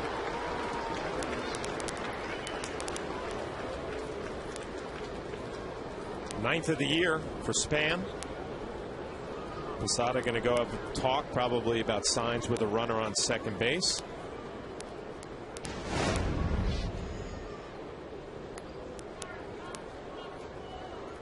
A pretty good jump.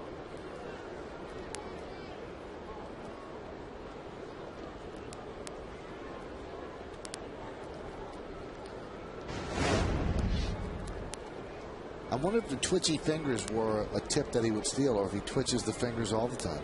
That's something that coaches will watch from the bench. 3-1. And we just checked with a couple of other leads that he had, and he does twitch his fingers all the time.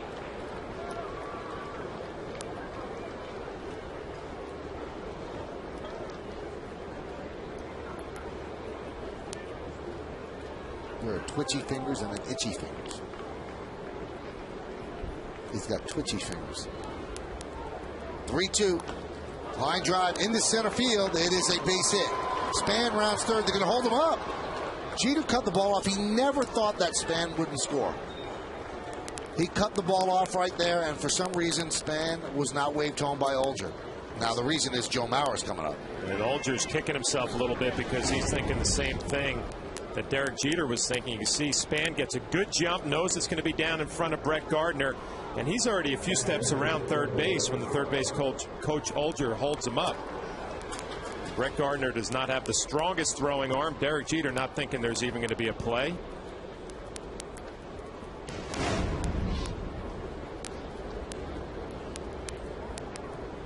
So here's Joe Mauer.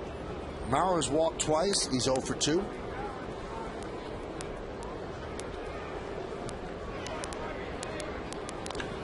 Let's see if they can turn 2. There's 1. And there's 2. So Nova works a scoreless 9th inning. No runs, 2 hits, and 1 man left on base. Last licks coming up for the Yankees. Do they have a rally in their bones? We'll see as they trail by 3.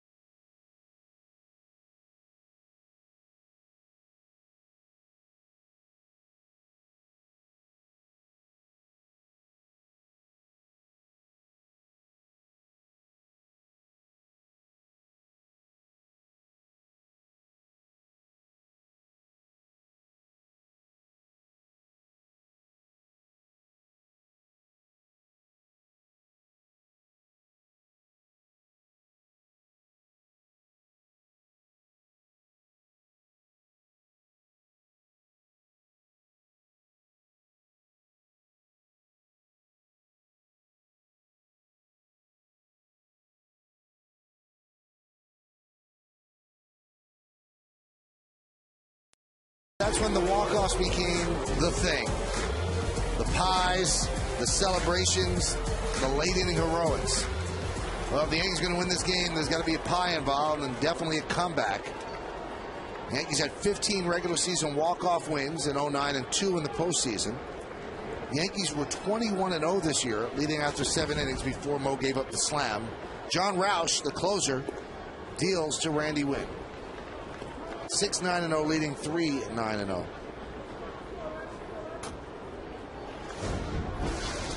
Nathan went down in spring training. He's out for the year, had surgery, and people panicked. The Twins are built to win this year, a new ballpark. They were going to have closure by committee, and then they settled on Roush because he has closed before, but with the Nationals. So he has 9 saves. 2 walks in 14 innings. That one is lined into center field, a base hit for Winn. His second hit of the afternoon. You see a closer's numbers, only 2 walks in 14 innings. You have to go up there and swing the bat. He's generally not going to give you any free passes. Randy Winn took a first pitch for a strike, but then gets a fastball up and drills it right back up the middle. Roush, a big man, does not have an overpowering fastball. It's a nice little cutter, two-seamer.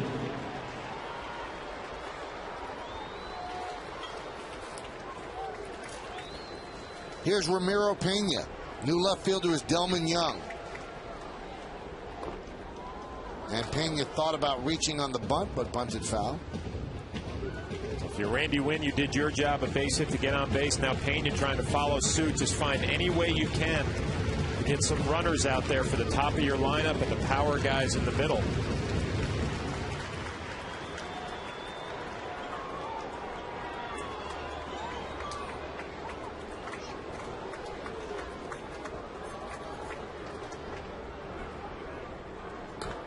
Line drive, if it's fair, it's trouble. It's a foul ball.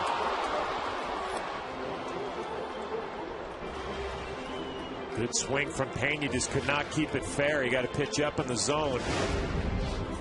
If this at bat doesn't work out, this is the one you're going to be kicking yourself about. Good pitch to hit, just a little bit too quick. Kept hooking and hooked right into the seats.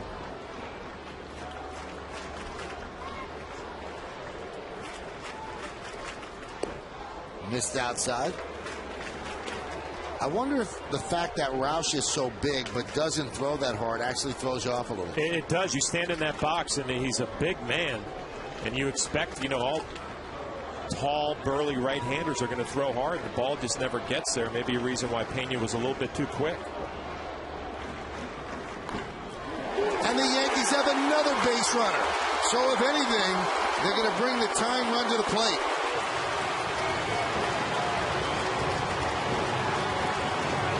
Nice at bat for Ramiro Pena. Had a fastball to hit. He pulled it foul, and he gets a curveball down and just shoots it into right field. So the 8-9 men in the order have done their job, and a good pitch down. Pena just stays through it. Watch the bat go right out towards the pitcher. Stays in the zone a long time. Now you turn it over to the top of the lineup with Derek Jeter. John, so much of sports is mental. How many Twins are thinking about all the times they've lost here? I'm sure Mr. Gardenhire, the managers, that thought is going across his mind. Yankees 12-2 at home. Best record in the majors at home. Twins 3-25 here at the stadium since 02. Jeter swings and misses. Jeter had a big cut there. It looked like he was thinking about a 3-run home run to tie it up. Instead of it being a fastball, it was a little cut fastball. Not a whole lot of movement, just enough for Derek to swing right through it.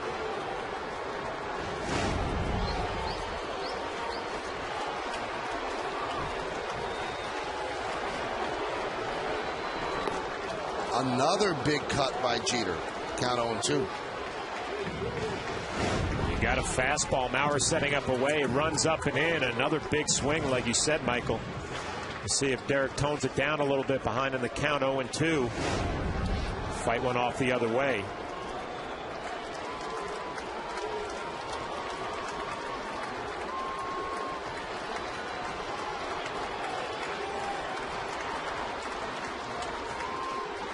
The 0-2.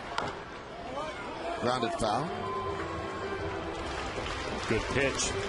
Twins thinking the same thing. Derek would go the other way with 2 strikes. Had 2 big swings. They tried to run a fastball in on his hands.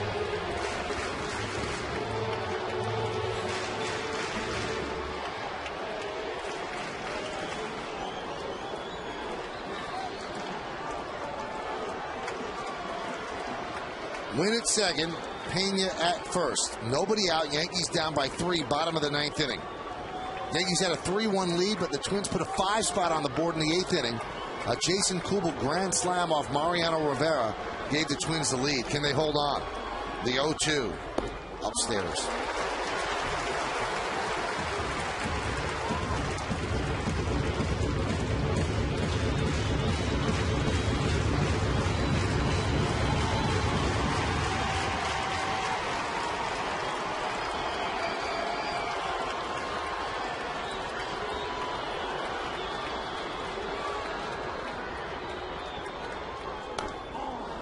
Right in on the hands, and it's fouled away. A little cutter in on the hands. You see Mauer setting up inside. Tried to throw a front hip cutter to Derek Jeter, and he was able to foul it off.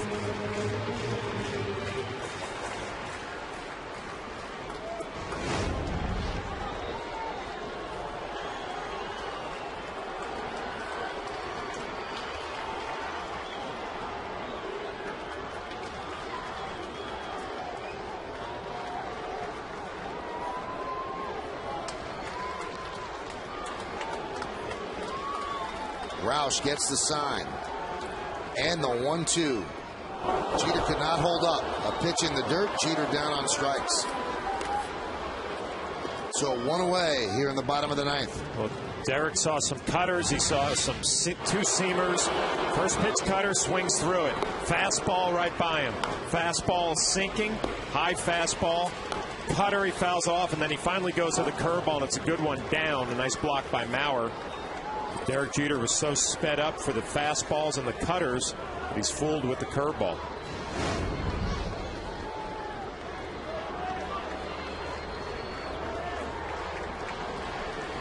Here's Gardner. Single through the left side his last time out. 1 for 4. There's a strike.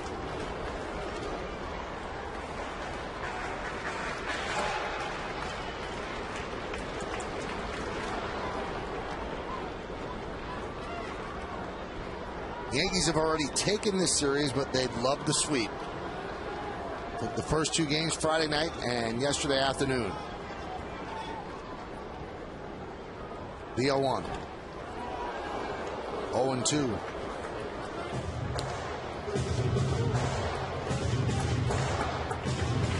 Last time the Twins won here in the Bronx was on July 4th of 07. Now, know one thing, the Twins come into town once a year, so you have to take that into consideration, but they just haven't been able to win.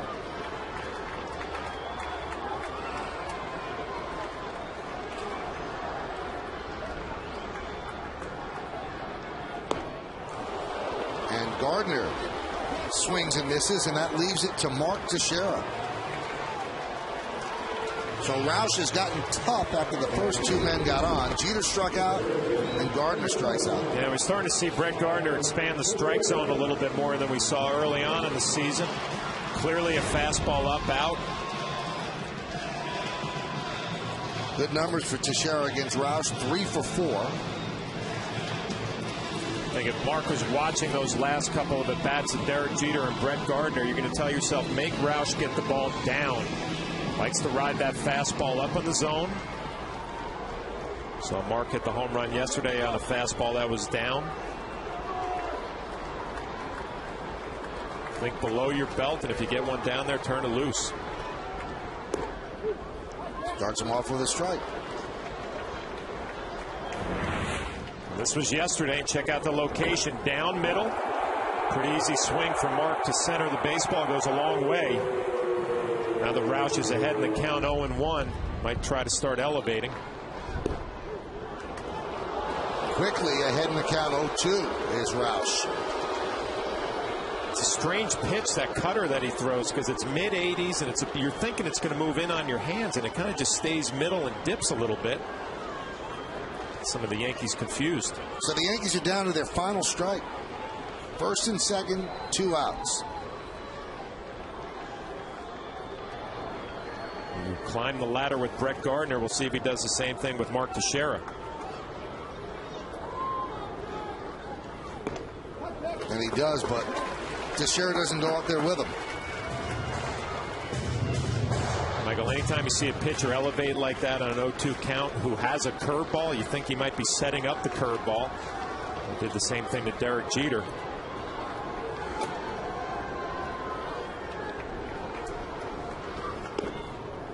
Goes at the fastball away. 2-2 on deck for the Yankees is Alex Rodriguez.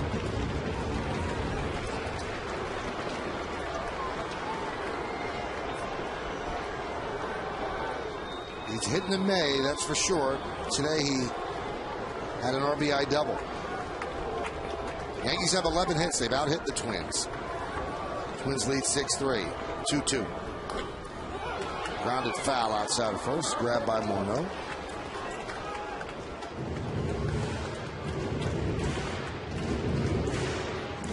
I'm sure Girardi would be thrilled that they can get Alex up with the bases loaded.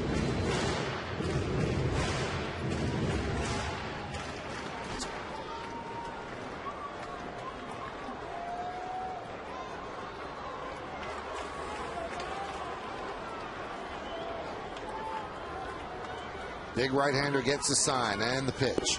Strike 3, Teixeira down looking, and the Yankees lose the game 6-3. So Ron Gardenhire finally gets a victory here in the Bronx, first one since 2007. And Roush had quite a comeback there, John. 2 runners on, he strikes out the next 3 Yankees. And this is the last pitch to Mark Teixeira, and again, it looks like it's a cutter that's going to move inside, but it stays middle in, and he gets the call. Kind of an unusual pitch and how it moves back to the middle of the plate. Roush got himself in a little bit of trouble, and then 3 consecutive strikeouts. The Twins pick up a victory.